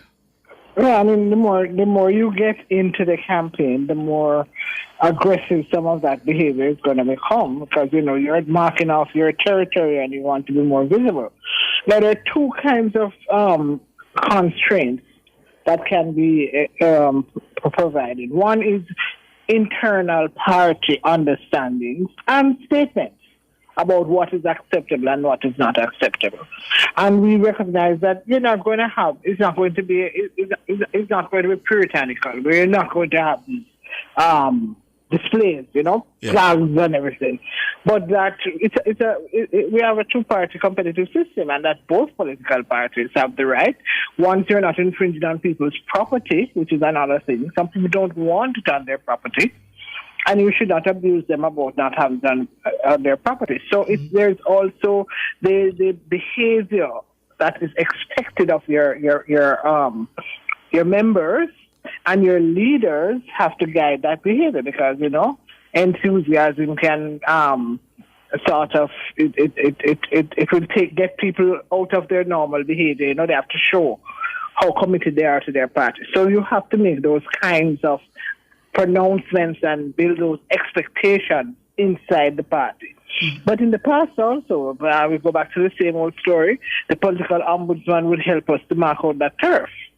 And where there were complaints, the ombudsman would have whatever kind of gathering that she wanted or he wanted, and come to some accommodation about what is acceptable and what is not acceptable.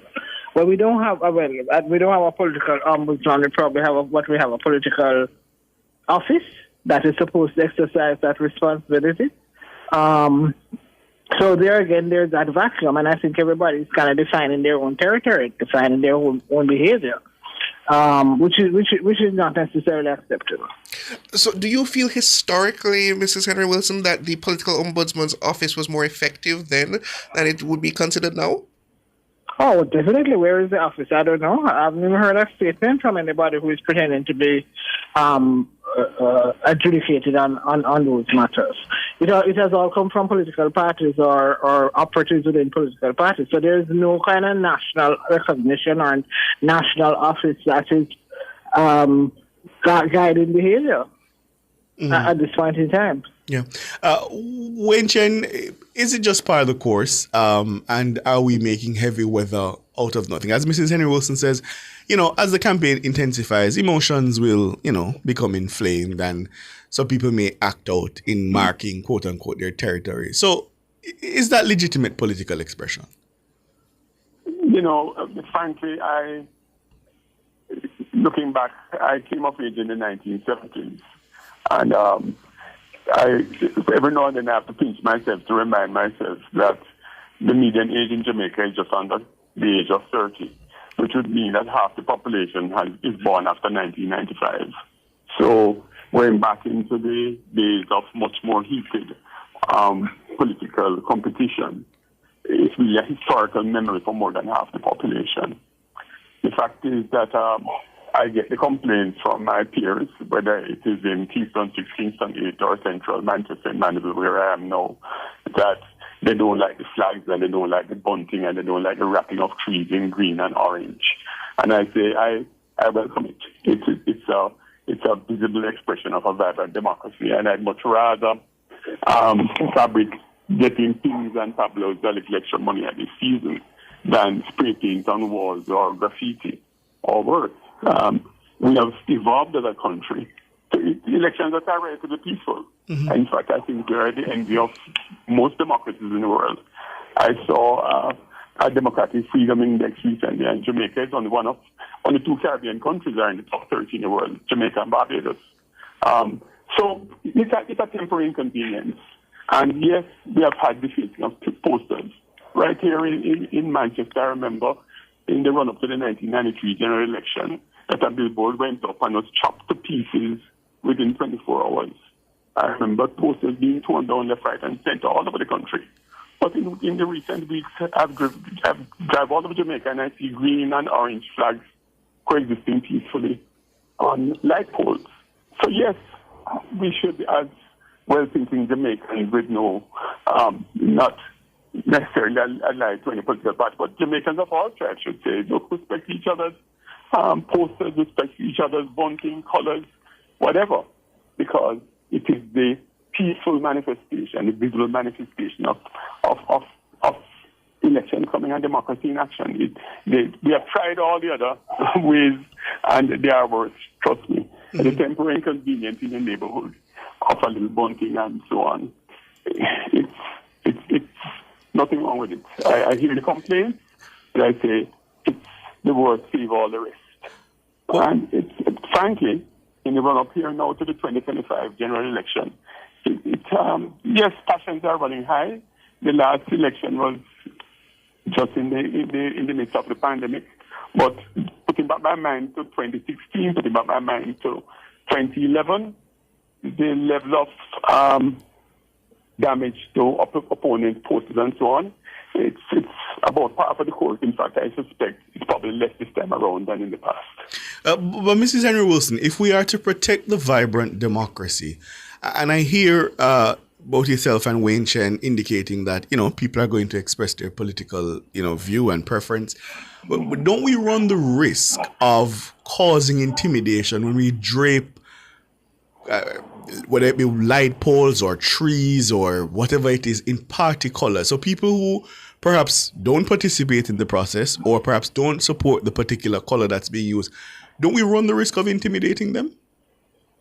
Yeah, I would think so, but it's a balance, right? Mm-hmm. Election time for many people, that's the high point of their community existence, so to speak. And they relish it, and they don't have, in many communities, they don't have the same level of animosity that we seem to portray nationally. They coexist. And so you have instances like what you said. I don't know about Manchester, but I can tell you about driving around the corporate area. Yes, it may be intimidating. What I would say is don't put it on people's personal property, because they have the right to determine whether they want it there or not. And these are the kind of parameters that a political ombudsman would set to say, okay, if you're going to do it, here is what you should do, how you should do it.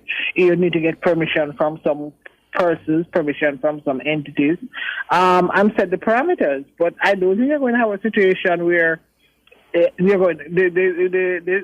roads and the sidewalks and the light posts are going to be totally free of that kind of paraphernalia. And what we have to do is to learn to respect other people's views. That I have my policy. Listen, you need to look at places in the US, right? People put first of all, they register as a Democrat or they register as a Republican. Yes. And then on their lawns, they have all these big signs who they're voting for, etc. Yeah, I'm sure you have instances of vandalism, but it is keeping the mood and the democracy. Allows you to go overboard and abuse people, as one person has said. And recognize that people have that right. I think we were in the danger of thwarting the energies, some of the more positive democratic energies, if we say, okay, no paraphernalia or, but we can set parameters, I think. Yeah. And Wayne Chen, as both you and Mrs. Henry Wilson have pointed out, tensions are high, and the heated discussions happening on the campaign platforms are also kind of setting tensions even higher. Is there a need for a sort of symbolic come together between the two political leaders and the two upper echelons of the two political parties to say that at the end of the day, we're still all Jamaicans? Let's calm things down as we head into this general election. It certainly would help. I think too, this is where the media, especially, and the and leaders with national standings. I myself am head of an organization that draws Jamaicans of all stripes, and we always call for balance. Jamaica has matured significantly in many instances, and sometimes we need to just pause and reflect at how far social dialogue and compromise has taken us as a nation. And that has spilled over into the political space, where our electoral commission is world class. It's best in class, certainly in a developing country. And where, yes, the rhetoric can get heated on the political platform, but we see many images of our national leaders coming together, whether in the front bench of a church at a particular service, at social functions and so on. Behind the scenes, I see how we interact with the leaders of members of different political parties, prominent figures, Union, Labour and Capital.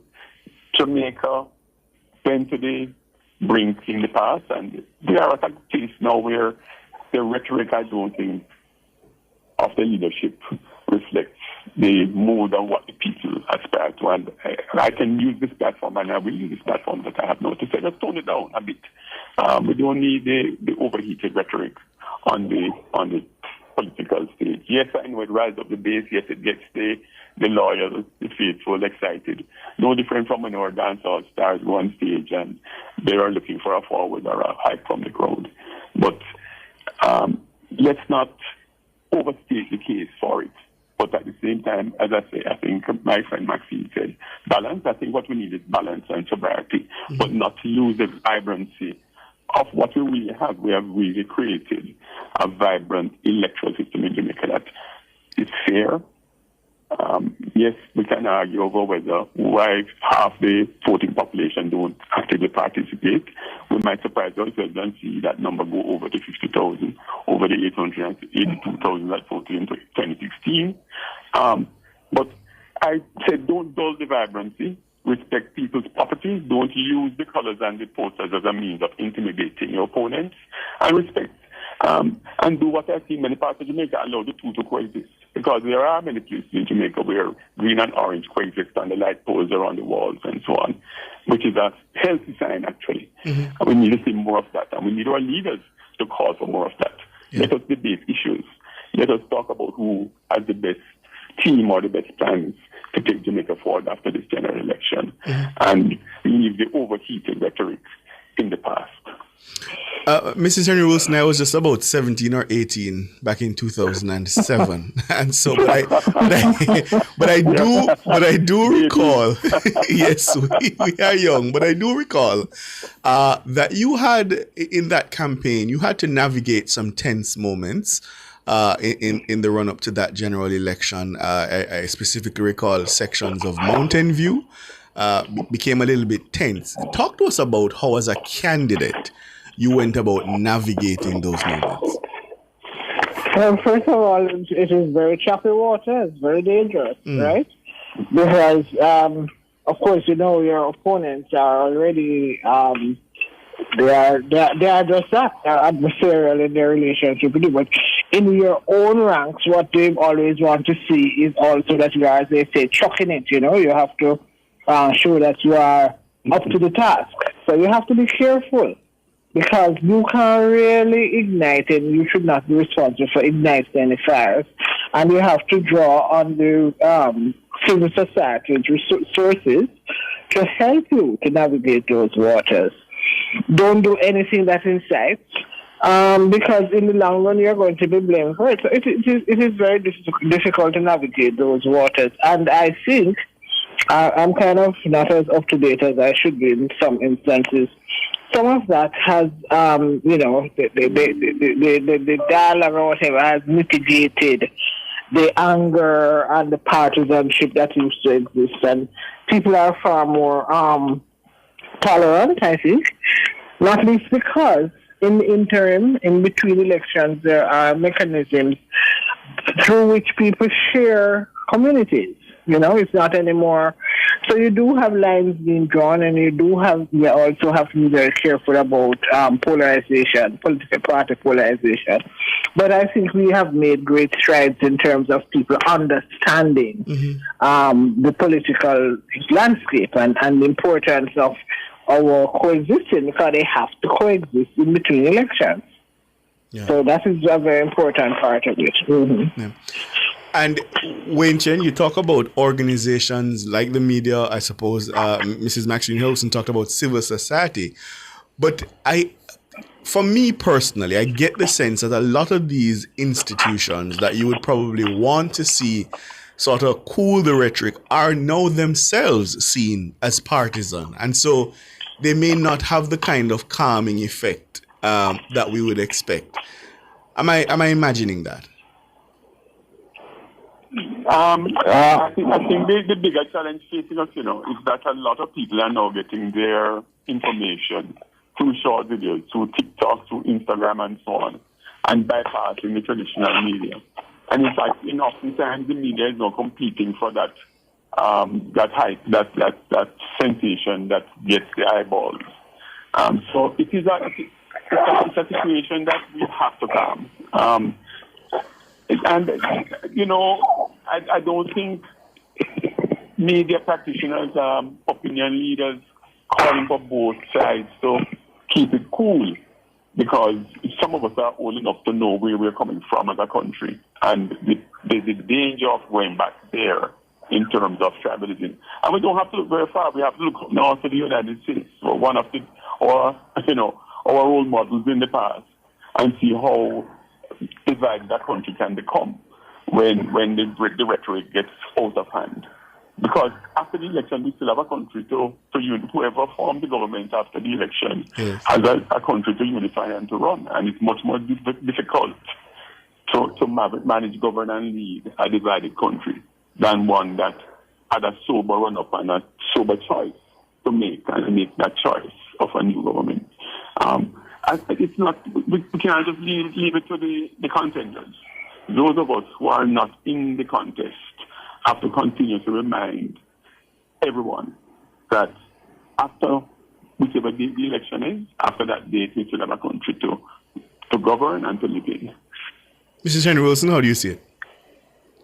Well, it's something I reflect a lot on where we ought to be at this point in time in our political, not necessarily in our political economy, not just the political side of it, but also the developmental side of it. And I think, even listening to how we analyze policies, and for instance, one of my pet peeves is that I think in the sphere of education, we keep going over the same territory over and over and over again.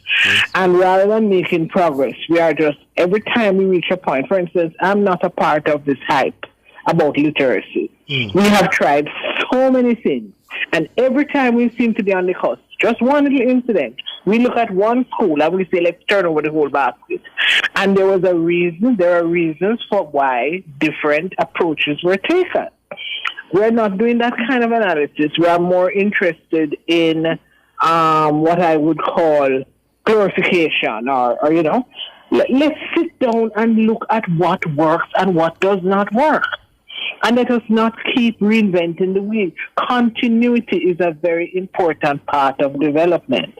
And of course, we have to show that, we have done the best. But sometimes it is not just doing the best, it is doing what is going to redound to the benefit of a wider group of persons. So I think, we are maturing, and I think the conversation is getting more mature. But I think also there are some very, very crucial lessons to be learned about policy making and continuity in terms of policy. And everybody doesn't have to have their name inscribed on a policy. What we want are policies that work. Look at the countries that move forward. It is a 25 15-year period in which one policy, not necessarily one party, one policy, because that is how policy matures. So I hear the argument about the green flag and the orange flag, but I really am more concerned about the discussions that take place or don't take place about policy and how we're going to move the country forward. Our people deserve the best we can provide, and I think that's what we need to argue about. But Mrs. Henry Wilson, do you see that as in its presence on the campaign trail on either side of the political aisle, where one side is espousing this continuity of policy, or is it more just an attempt to suggest that any aspect of what the other side is suggesting is wrong and our side is right? Well, you're going to get that, but it will all come out in the wash. In other words, I've heard some very positive pronouncements about policy alternatives, and I think, you're not going to get that kind of incisive discussion in a public meeting. But there are forums in which, whether it is, we used to do that one time, meeting with civil society, and probably it's still being done to some extent, meeting with interest groups, and there you begin to, unearth some of the demands and requirements of the policy environment. So it's not just only about hype and bus and all those things. It's also about what it is that can move a particular process forward, so down to the benefit of people. And that is, whether it's your manifesto, I know that there have been attempts to not necessarily publish manifestos in the case of the opposition, but to provide little snippets of what policies there would be. I don't know if I hear people discussing them. Rather, we're discussing the flags. I think it would be important for us to have forums where we are, and I suppose, I don't know, very probably when announcements take place. But those are they will have the debates. But apart from the debates, how else do we evaluate? You have to evaluate what has gone before, what is the incumbent doing, but also look at what are the alternatives that are being presented. And yes, the policy environment says, the political environment says, yes, we're in a competitive two-party system, so therefore people want to put forward their views. But then there needs to be that distillation also. And again, here is where the media comes in, not just to be on a bandwagon, but to distill analytically what some of these policies would mean. So that would be my view. All right. Well, let us hope for a substantive and peaceful campaign. And I'm sure we'll be calling on both yourself, Wayne Chen and Maxine Henry Wilson, to help us to distill. Certainly when we get the manifestos, we'll be calling on. Yes. Thank you so much for your time. I appreciate it. Yeah. Thanks. It's 6 minutes after 7. After the break, we're going to give you some tidbits, some bits from the race to 32. I think we're well and truly now into that race. I see, Siobhan, people guessing. And August 10 keeps coming up as a date to watch. I suspect if the Prime Minister makes an announcement on August 10, then we could get a nomination day on August 18th. And then that would take us perhaps back to September 3. September 3 has been good to the Labour Party. I think they won in 2007 on September 3. And of course, 2020, their landslide. So look, we'll see. We'll see, but I mean, I think everybody is anticipating that announcement is no longer months away, but weeks, if not days away. Yeah, let's see.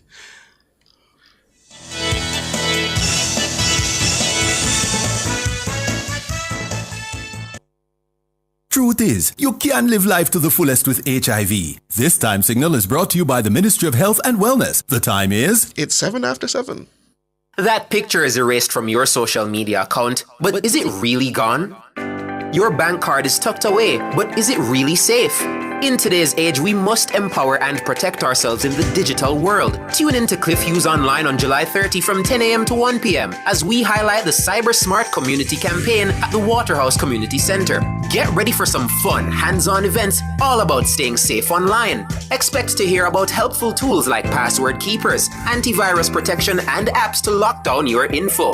You'll learn how to spot the bad guys, report shady stuff, and protect yourself like a pro. Cybercrime is real, but with Cyber Smart, your defense has just got an upgrade. So tune in to Cliff Hughes Online Wednesday, July 30 from 10 a.m. to 1 p.m. It's the Cyber Smart Community Campaign at the Waterhouse Community Center. Catch our live stream on our YouTube platform at Nationwide 90 FM Live 2. All this and more only on Nationwide 90 FM, the new revolution in media.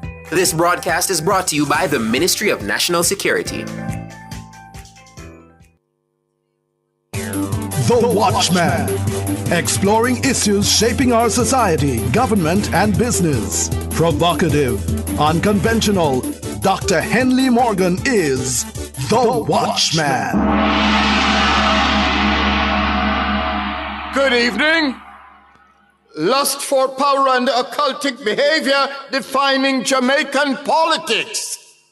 The origin of politics goes back to the 4th millennium BCE, to Egypt in North Africa and Sumer in Mesopotamia, when countries began evolving from being frontiers to geographical spaces defined by borders. Starting in the Middle Ages and continuing until the present day, democracy has proven itself superior to bloody revolution as a method of changing governments. But democracy is not perfect. It retains some beastly ways. One obvious weakness is that in electing political representatives, democracy falls short of consensus. Some people get the government they want, and those on the losing side do not.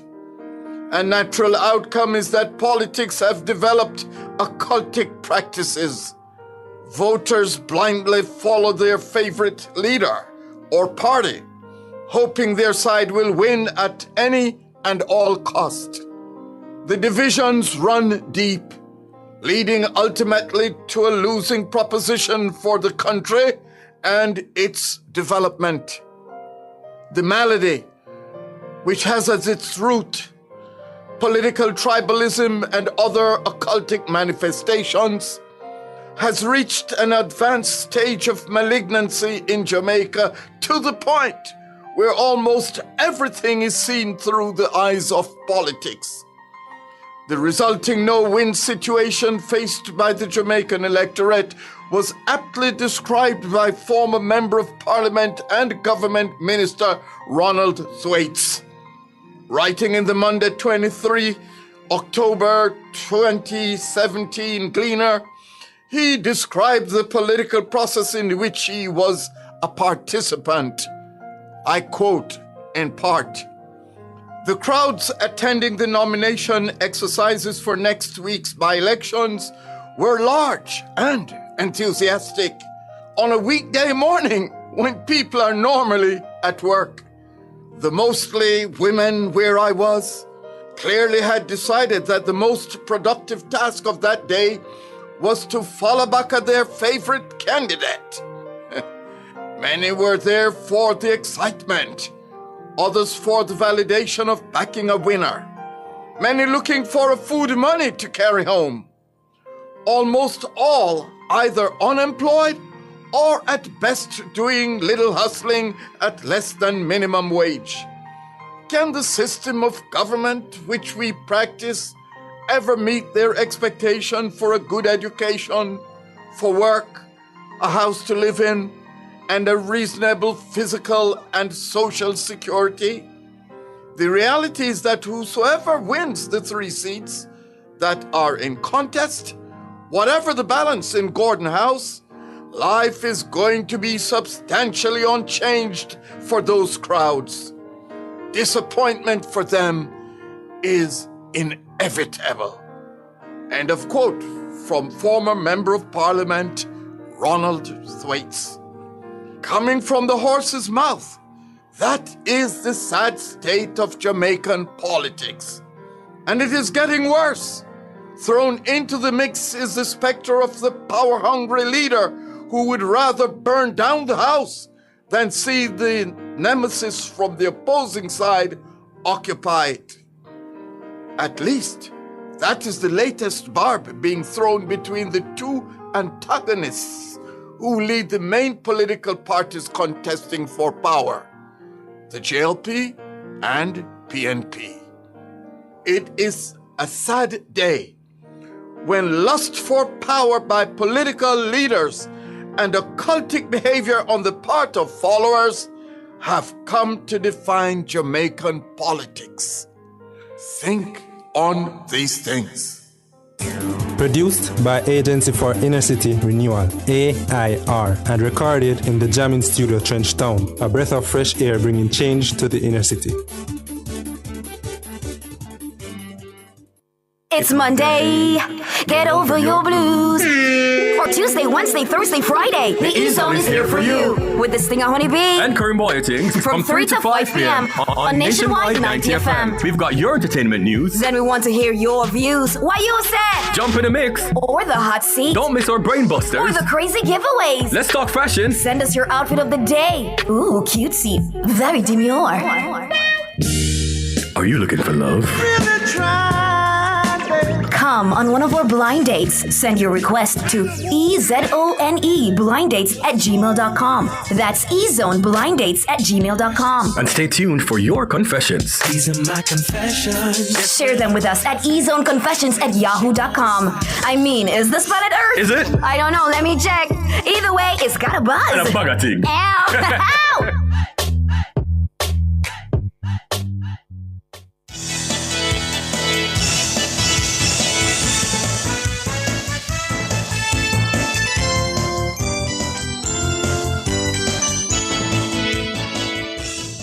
It was another active weekend on the political campaign, and we're going to bring you the race to 32 in bites. Yeah, during this series, we'll be bringing you the sharpest sound bites, standout moments, and key takeaways from the weekend's hustings as the parties sprint toward that magic number. Keep that number in mind. That number is 32.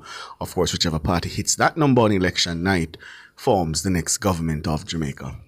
Well, the first bite for that is most fitting. Prime Minister Dr. Andrew Holness has dropped the clearest hint yet that he will soon announce the date for the country's 18th general election since universal adult suffrage in 1944. Speaking last night at a massive crowd, a gospel concert hosted jointly by the constituency organizations in East and West Portland, Dr. Holness said it should be clear for all to see that the announcement of the date is nigh.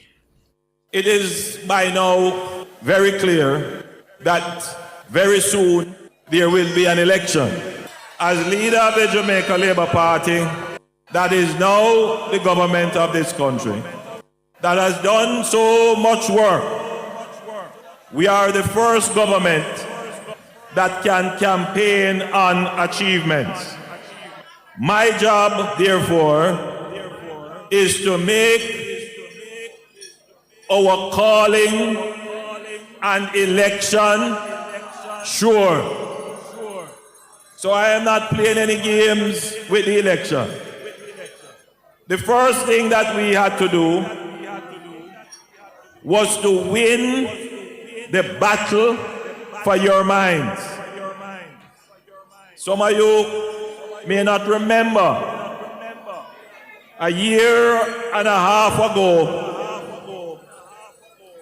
there was an avalanche of PNP lies and accusations. Half-truths, misinformation, falsehood, rampant on social media, and with proxies in the media, trying to sway the minds of the people. We recognize that this was a deliberate strategy of the PNP. And we as a party redoubled our efforts to communicate with you. But we did more than that. We made a commitment that in the battle for your minds, we would not lie to you. We would not give you false promises or false hope. That we wouldn't twist the truth. In the battle for your mind, we respect you enough that we will tell you exactly what the situation is. And in the battle for your minds, we told you what we plan to do to make your life better. And we know we can rely on you when we tell you the plans that we have, because you can look at the work that we have already done, and therefore you can have faith in the substance and the evidence of the things that we have done. That's Prime Minister Dr. Andrew Holness. So he says very soon, yeah? Now, the opposition leader, Mark Golding, he urged his supporters to behave with restraint as the political campaign intensifies, and he was speaking in St. James yesterday. Comrades, I want to say a few words before I go any further on an issue which came to my attention today. In St. Thomas, I saw 2 videos of a location where some people working apparently for the Jamaica Labour Party were in the business of tearing down billboards with PNP candidates on them and orange flags and fabric. And I said, let me report this to the Commissioner of Police, and I did. Because we do not want this to get out of hand. Those things can't vote. We know that when the trumpet sound and the election is called, the people of Jamaica are going to deliver a resounding victory for the People's National Party. So we don't want to react in anger to any form of provocation, my people. Don't make them draw way out and make this thing into something ugly. We want a peaceful and loving election. We are blood and fire comrades. We are passionate and we are resolved. Our resolve is unshakable. But the word is love. I want to keep it clean and decent like how it has been tonight. That's opposition leader Mark Golding. You know, Siobhan, I was looking at something and I was wondering to myself whether it's deliberate, because the GLP has not had, certainly up to this point, many quote-unquote mass meetings, right? So I think the 2 largest I've seen so far are the gospel concerts, the one hosted by Everald Warmington and the one hosted last night by the Vazes. The People's National Party has been having a series of what they call parish meetings. And I noted a notification came in for the St. Catherine parish meeting, which I believe is on Wednesday, I think I saw it for. But I found it curious that the venue, yes, Wednesday the 30th, is that the 30th? Yes. The venue is Emancipation Square in St. Catherine. And I'm saying, how much constituencies St. Catherine have? Quite a few. Yes. And if you're having a parish meeting for St. Catherine, why would you go into the small space? You know Emancipation. It's not a very big, it's probably not even as big as a football field. So I'm saying, why would you cram so many supporters into that? Or is that a part of the political theater? To give the crowd... Well, it will allow the crowd to look more... bigger. Dense. And dense. Yes. I wondered about that, because I was saying, of all the places you could have choose in a St. Catherine, the parish big, and you decided to cram them into that small space? It could also be a kind of Emancipation Square. Could be a play on that. Because the next day is Emancipation Day. Well, perhaps. But no, not quite, because the other parish meetings have similarly been in small spaces. I think Clarendon's meeting was in Chapelton, which I also found strange. Of all the places in Clarendon, you go to Chapelton. St. James. Not Chapelton now. No. Sincere respect to the people of Chapelton. But I'm saying that's just not the first place you think. It's not the place that you think Maypen Square or something like that. Perhaps, right. And then I thought about St. James was not in Sam Sharp Square. That was in Mount Salem, I think. Interesting. I wonder if Dr. Campbell could give me some insights on what's driving those venue choices. Just doesn't seem. Let's see if Kingston and St. Andrew, where will that be?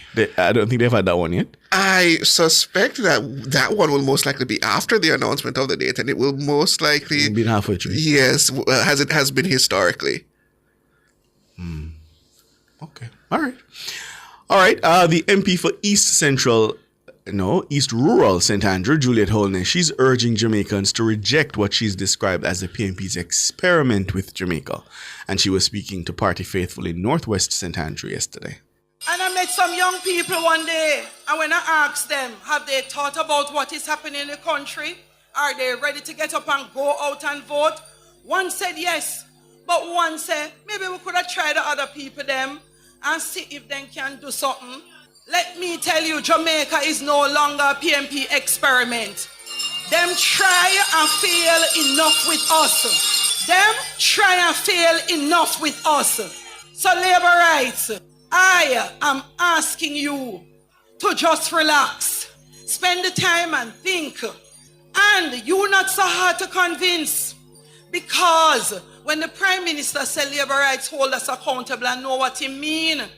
In 2020, when I was going up for re-election, I remember it was the PNP them saying to the labor rights, you no better go vote for the woman. The woman work hard. You hear who? The PNP in my constituency were telling the labor rights to no get up election morning. Either they told me they would stay home. Them can't vote for me, so they must stay home. Me thank them for it. Do it again. Or they will tell you that them can't vote against so much hard work, both at the constituency level and at the national level. Labor rights, you are the ones that are the hardest in judging your members of parliament. Nothing wrong with that. But labor rights, when you make the comparison, even when we are not perfect, we are better than the alternative.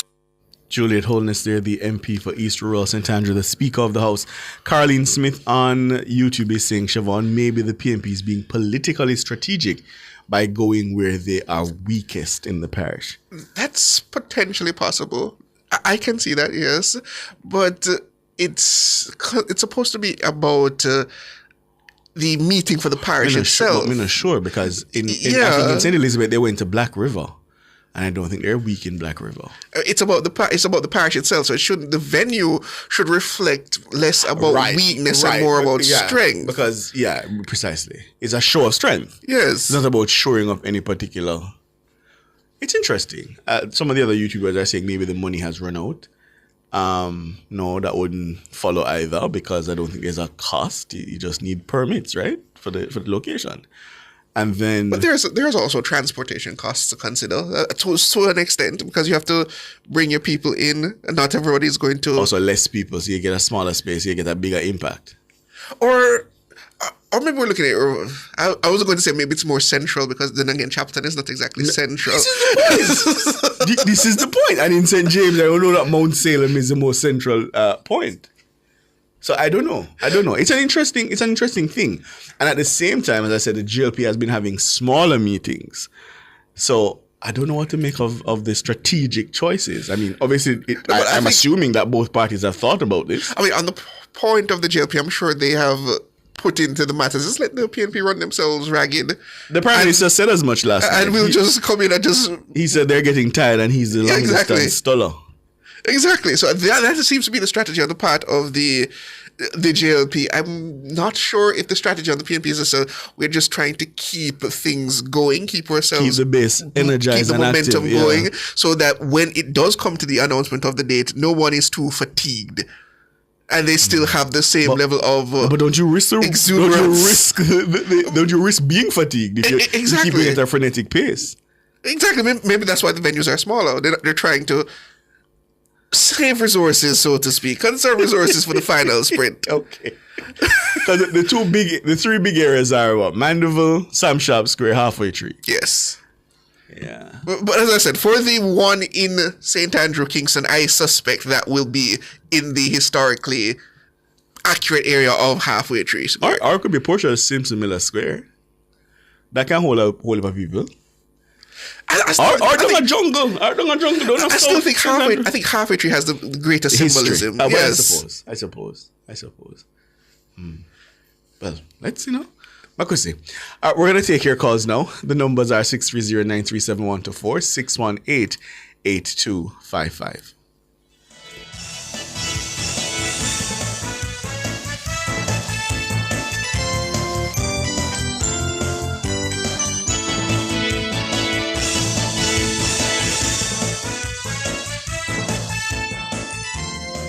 As of June 1, Jamaica's minimum wage is now $16,000 per 40-hour work week, up 158% from 2016, marking the highest minimum wage in the nation's history. We are building Jamaica. The time by the office of the Prime Minister is 28 minutes after 7.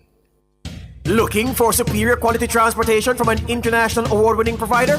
Well, look no further. Choose Island Car Rentals, Jamaica's leading car rental company, setting the standard for road transportation in Jamaica. For over 50 years, Island Car Rentals has been your trusted partner for reliable, top-quality vehicles. But we're more than just a car rental company. Need an airport transfer at any hour? Heading out of town and want to travel in style with a private chauffeur? Need a truck to rent for business or personal use? Or maybe you need a customized shuttle or tour for a large or a small group? Whatever your transportation need, Island Car Rentals has you covered. Call us today at 876-926-8012 or 876-929-5875 or visit www.islandcarrentals.com to book your next trip. Because Island people take better care of you. Still sweating with that old fan? It's time to upgrade! Meet Glacier, the AC unit that thinks for you. Energy efficient to slash your power bill. Wi-Fi enabled so you can control it from your phone. And self-cleaning because you've got better things to do. Powerful, smart, hassle-free. Call now at 876-923-6521-3. Gaddy's Refrigeration Limited, delivering the perfect cooling solution tailored to your needs.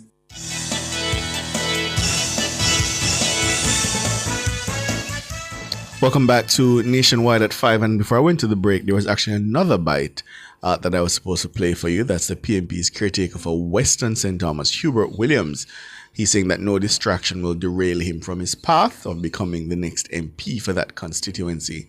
And he declared to party supporters that at a meeting in the parish that he remains undaunted by the controversies surrounding him. I am like the force of nature, and only a fool fight against the force of nature. I am unstoppable. I was ordained for this, and no human being on the face of the earth can stop me from becoming the next member of parliament for Western St. Thomas. Me not no time for them. Them a try to detract me, but me a scholar. Me keep my focus steadfast. Comrades, we have some serious problem in our Western St. Thomas. I'm ready to fix them. The first problem we have to take on is the chronic water problem in Western St. Thomas. St. Thomas sits on the biggest body of fresh water in this country. Yet still, more than 50% of our homes don't have running tap water in them. It's a downright shame. I don't need 23 here to fix this. My people, give me one term, and I can tell you this. What? I want you to listen to me, man. Want to listen to me, man. Anybody who don't believe me, anybody who want bet me, all you have to do after my first term, go and work, go and party, go anywhere. I left with a pipe on. When you come back, with the hose must flood out. So my people, it's only a few more weeks to go. Because, remember, you know, get somebody who have been tested and proven. You know, say, I am the real performance boss. And nobody can dispute that. People, you remember saying, I'm the next St. Thomas people, them. Now, if you trouble got town again, to look on fireworks. Because of me, say, Kingstonian, nothing had none of my way. After that, I'm more that way. And only more things we can talk about. But me, I use my time wisely. We farmers them a cry out. Look how we coffee farmers them. 10,000 a box. 11,000 a box. When PNP was in power 2016, a 16,000 a box for coffee. Since then, coffee have doubled. Coffee price have doubled on the global market. Yet still, our farmers see a reduction or a decrease rather in the amount that they are getting per box for coffee. Because the traders are the one who are getting rich. Well, I want to tell you, when I become the member of parliament for Western St. Thomas and Markety become the real big boss of the country, our farmers will live a good life again. We have to upgrade the farmers from bike to four-wheel vehicle. Can we understand? So farmers need to have money in their pocket. No care what them do. No care what them try. Remember me telling you 10 years ago that I was ordained to lead this place. 10 years ago me telling you that. So we don't watch what they want to do. And you know what, me not going to talk about it. Because come the next election, which is only weeks away, I will write off the political career of James Robertson. Ordained to lead.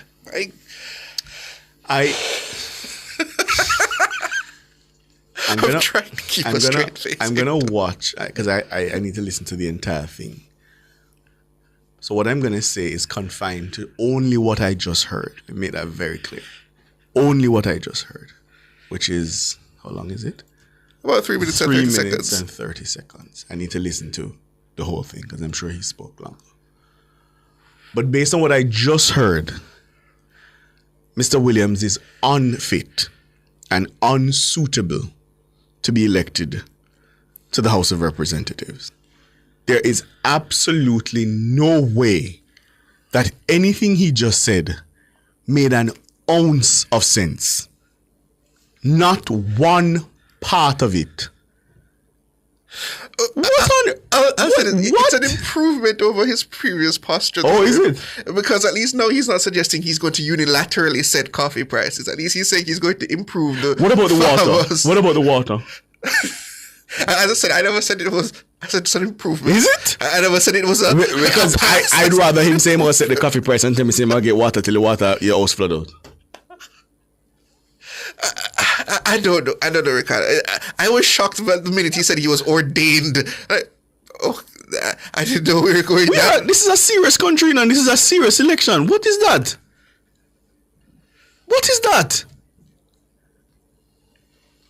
Come on, man. But as I understand it, it's very much in keeping with his political style in terms of his rhetoric and his comments based on other areas and other venues that he has spoken at. That seems to be his style. We're a serious country. No, man. No, sir. No political leader as well, and he's a current councillor. And then you're going to say you deserve credit for have fireworks at St. Thomas? What?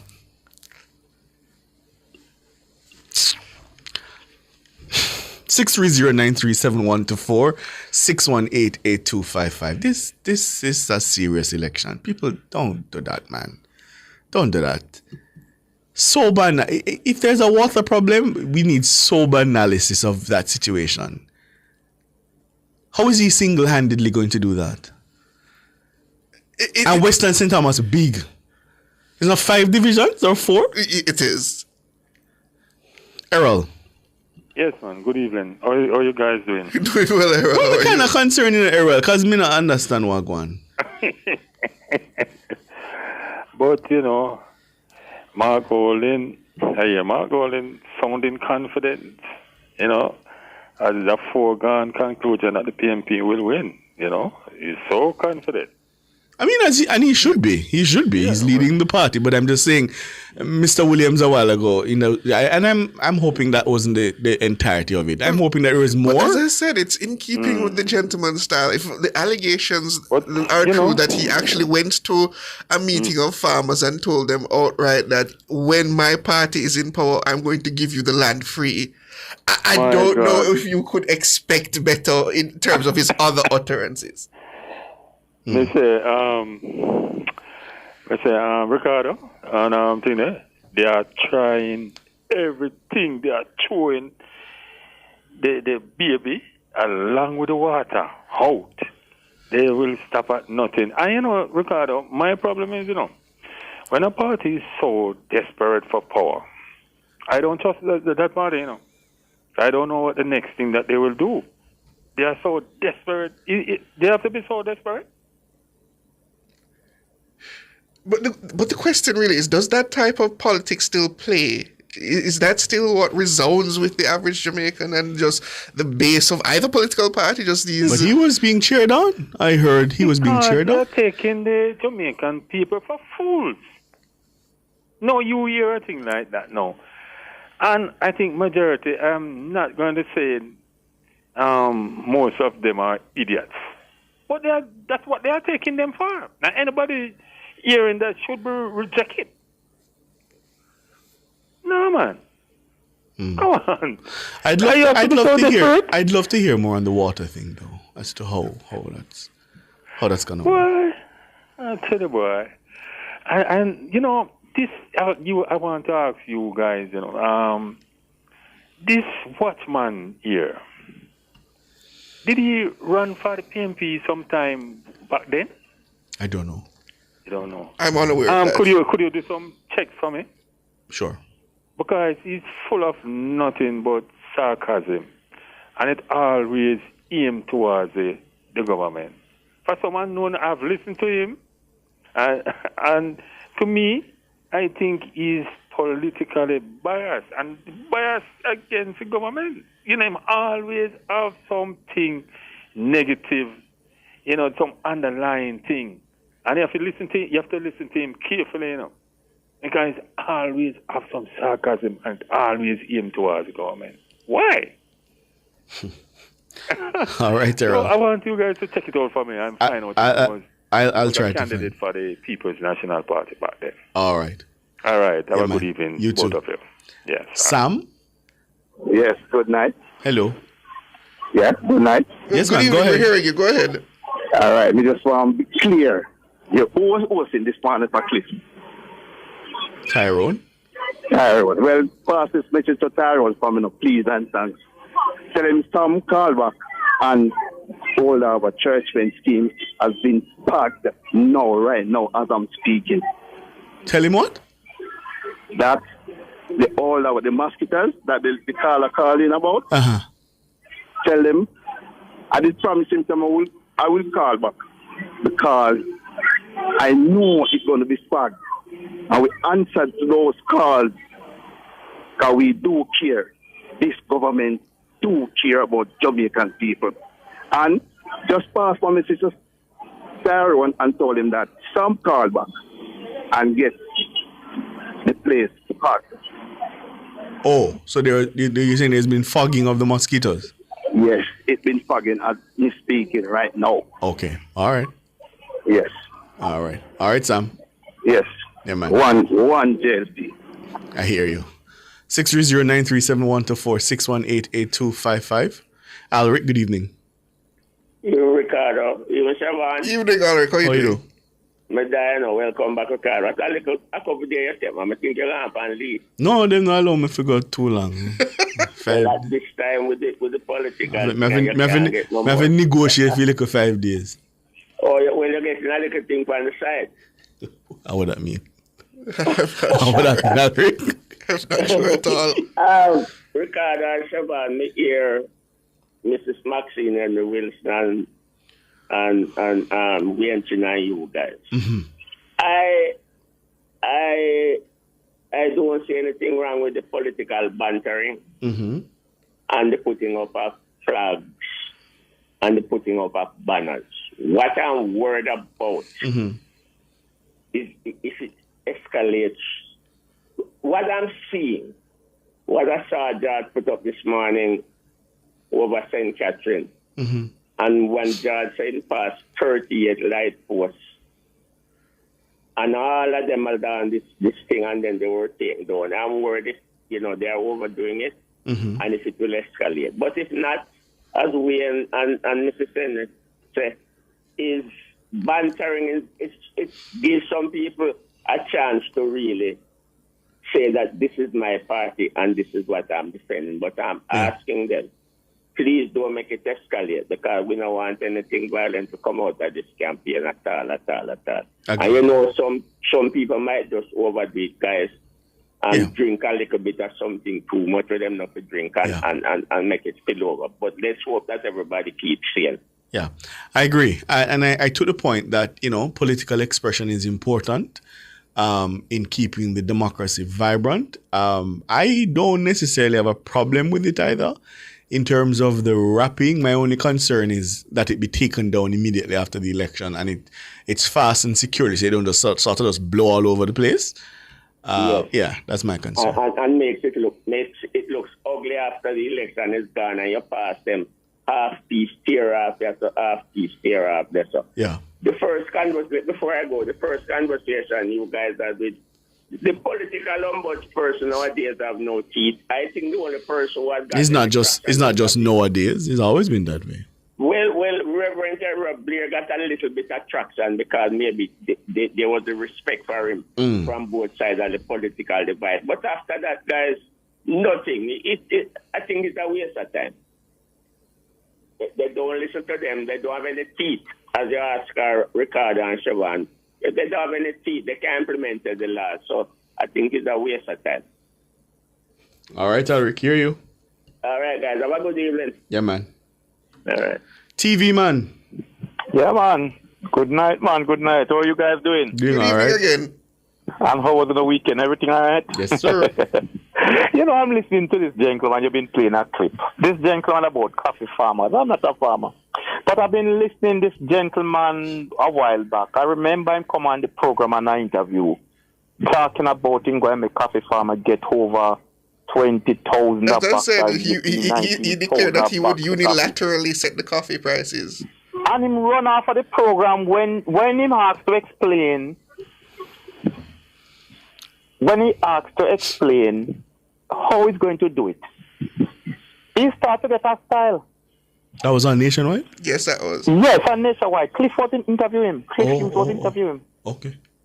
He started to get hostile because Cliff is putting the dot to the I and the T to cross and said, you're making this promise that coffee can sell for that and you can get coffee telling the farmers them, building up them hope that more is there for them to collect.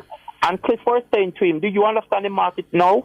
This is not one time when you have one person come purchase your coffee and nobody inspect your coffee like how it used to be inspect. Now you have a lot of inspection and you have a lot of different people are competing in the coffee thing. And a lot of people are on the market doing this now, and Japan is doing it.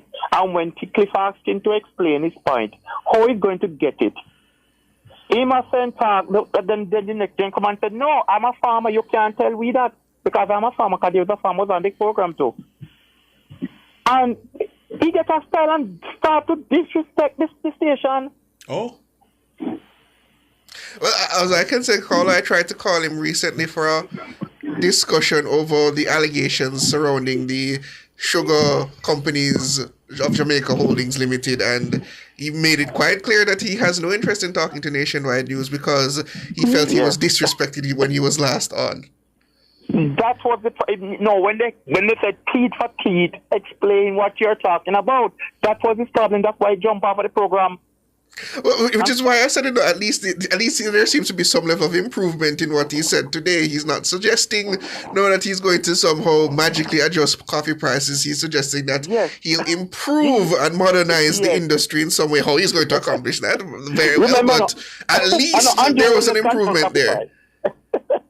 I know the government control coffee price like that.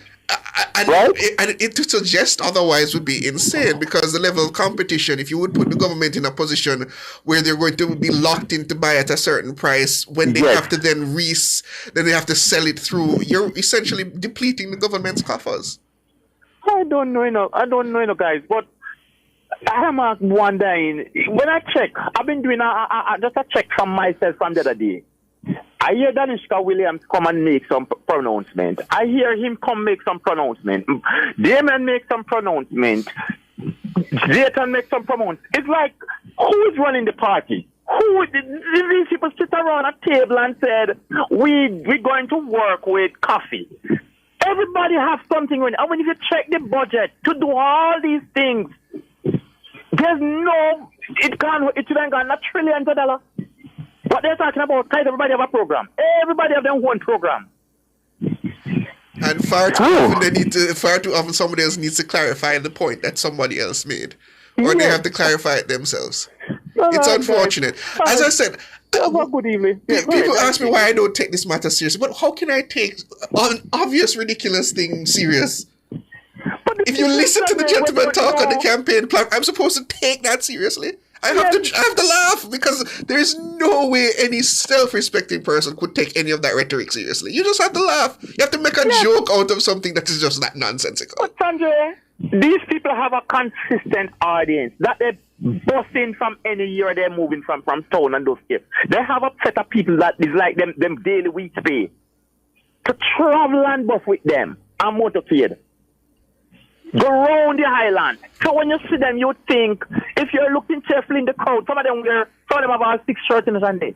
So every year them going, they change the shirt and wear that shirt to that way. You can see, if you see what's up in the background, you're looking into other parts where some of the camera catch. And when you look and see these people, and they go, they're telling the Jamaican people and some things that you have to ask, we're not getting much from. How it's hard up? No, you're even talking about what you call it, teach of a silver tour like they don't have a life. Like they don't have a life. Huh? All right, my brother. Thanks for the call. Yes, thanks here, man. Yes. And the call raises a good point, because if you listen to the messaging of the Jamaica Labour Party, people seem to complain that it's too centered around the Prime Minister. But at the end of the day, it's a very unified message in terms of how they put it forward.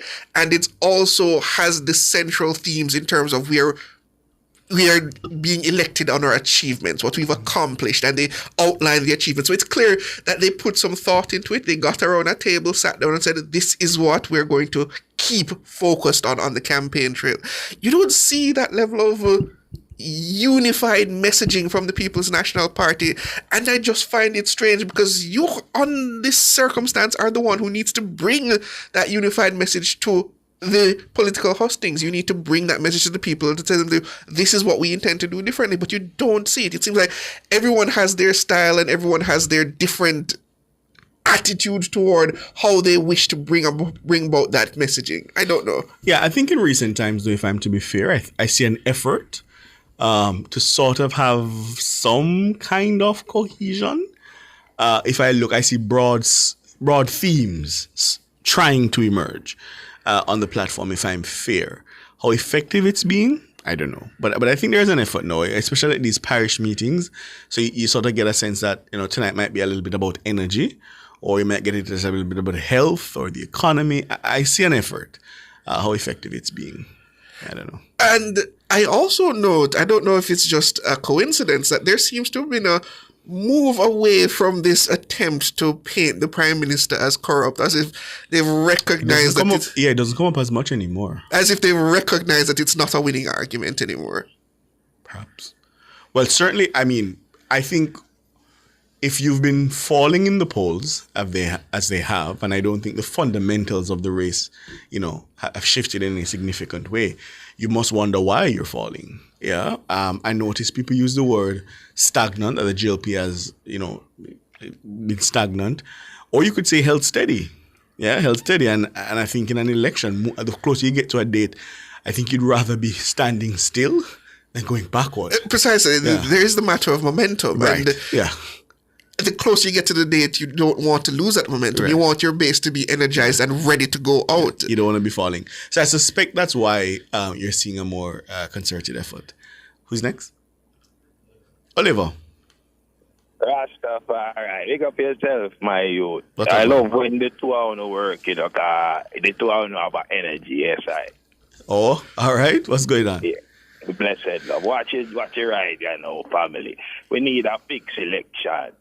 I really GLP or PNP. I deal with progress. I deal with the development of our country. Watch it. The fixed election. would have put both sides in a situation where them know where them are work toward. You see it, my family. Okay. Whether the green man in a opposition or government, yes, him know exactly what he need to do, or the orange man. Mm-hmm. And I like the uncertainty, my family, because it creates a whole heap of unnecessary energy and tension. You understand? But you think, Oliver, that if we had the date fixed, it would lower the tension? Well, here how I see it now. If the date is fixed, the governing party, whoever they are, know exactly what they need to work toward. And if it's fixed, the opposition know exactly how they need to navigate for them thing. In an uncertain environment, the advantage is in one man can, I'm a general. Well, I take the point about the advantage being in the hands of the person who calls it. But I was responding to the tension point as to whether the tensions would be less if it was fixed. Because I feel like if you know, so it's going to be... because the people, them are get lost and lost every day, you know. Yes. We are fighting one another like we are idiots. Yes. And when I realized that when the election done, Golden, Mark, and Andrew are two Bible names. Them they are two disciples of Jesus. Andrew and Mark. Yes. You understand? Yes. Yeah, the disciples are going to sit around the table and break bread while the people them still are going like they not in a sense, my brethren. But me want for the next thing to cover. All right. I believe in the sacrament of marijuana, and I be following this marijuana thing. And in January 2013, the little youth, they were run back here now out of Southborough side, Raymond Price. Youth, they did bring a thing to Parliament for ganja. Yes, a private member's motion, I think it was, yes. Rastafari.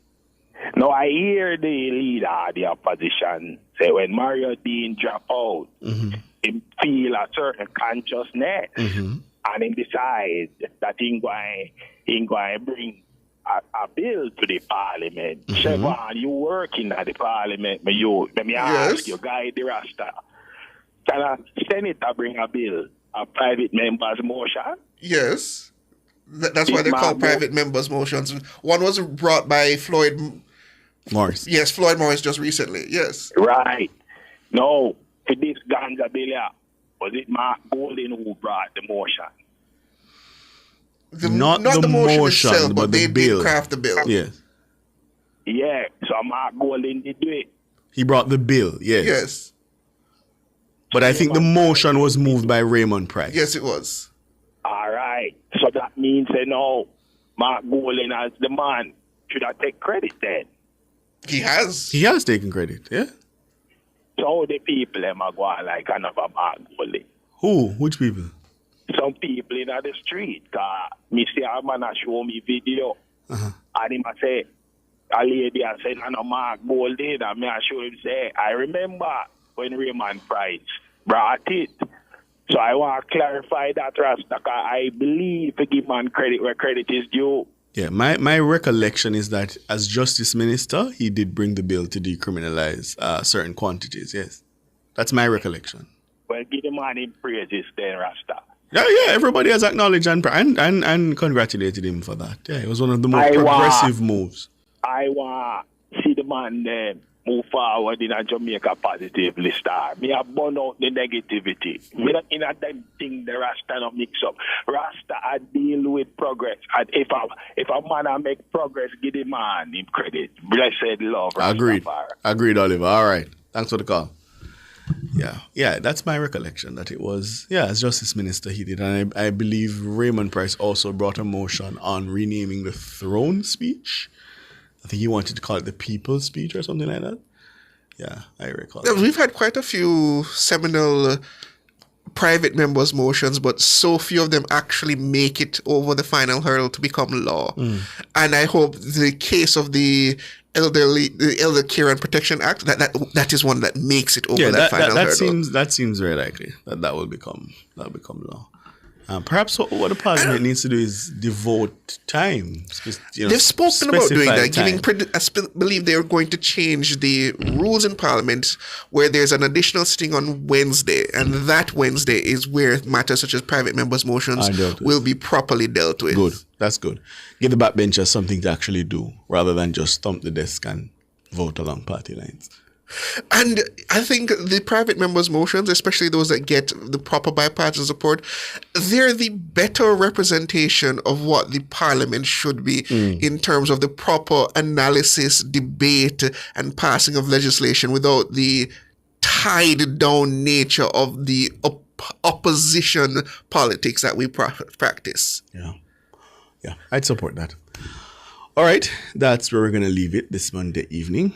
Before we sign off, though, I have to say thank you for watching Nation Rider 5. But please stay tuned because up next we have an exciting new episode of the National Spiritual Assembly Baha'i Faith. You won't want to miss it. All right. You won't want to miss it. That's all the time we have. Thanks to our producer, Dana Davey.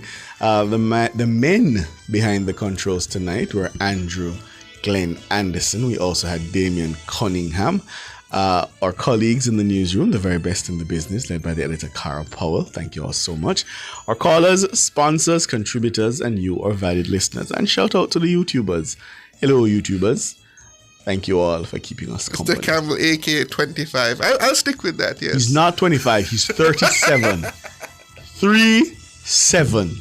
Not a 25, Michael. He'll not be 25 long time. I'm not 25. But you're 25. I'm Ricardo Brooks. And I'm Siobhan Campbell. Good evening.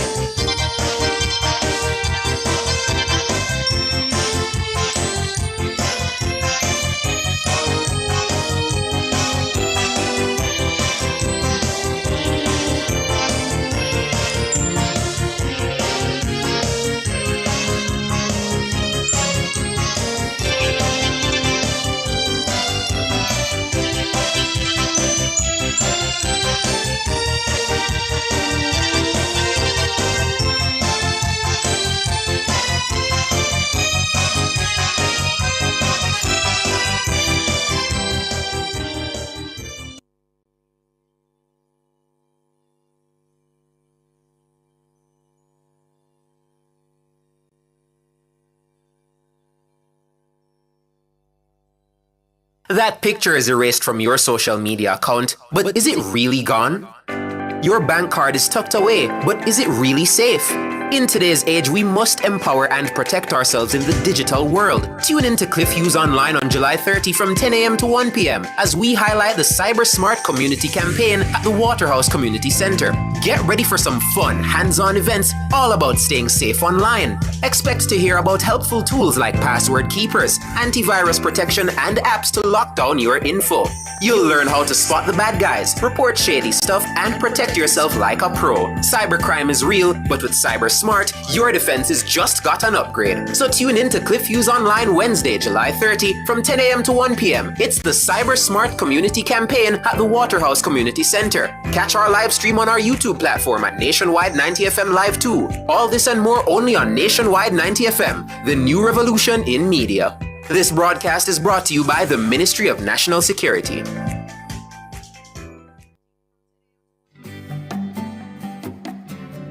Welcome to the Baha'i World Unity Program,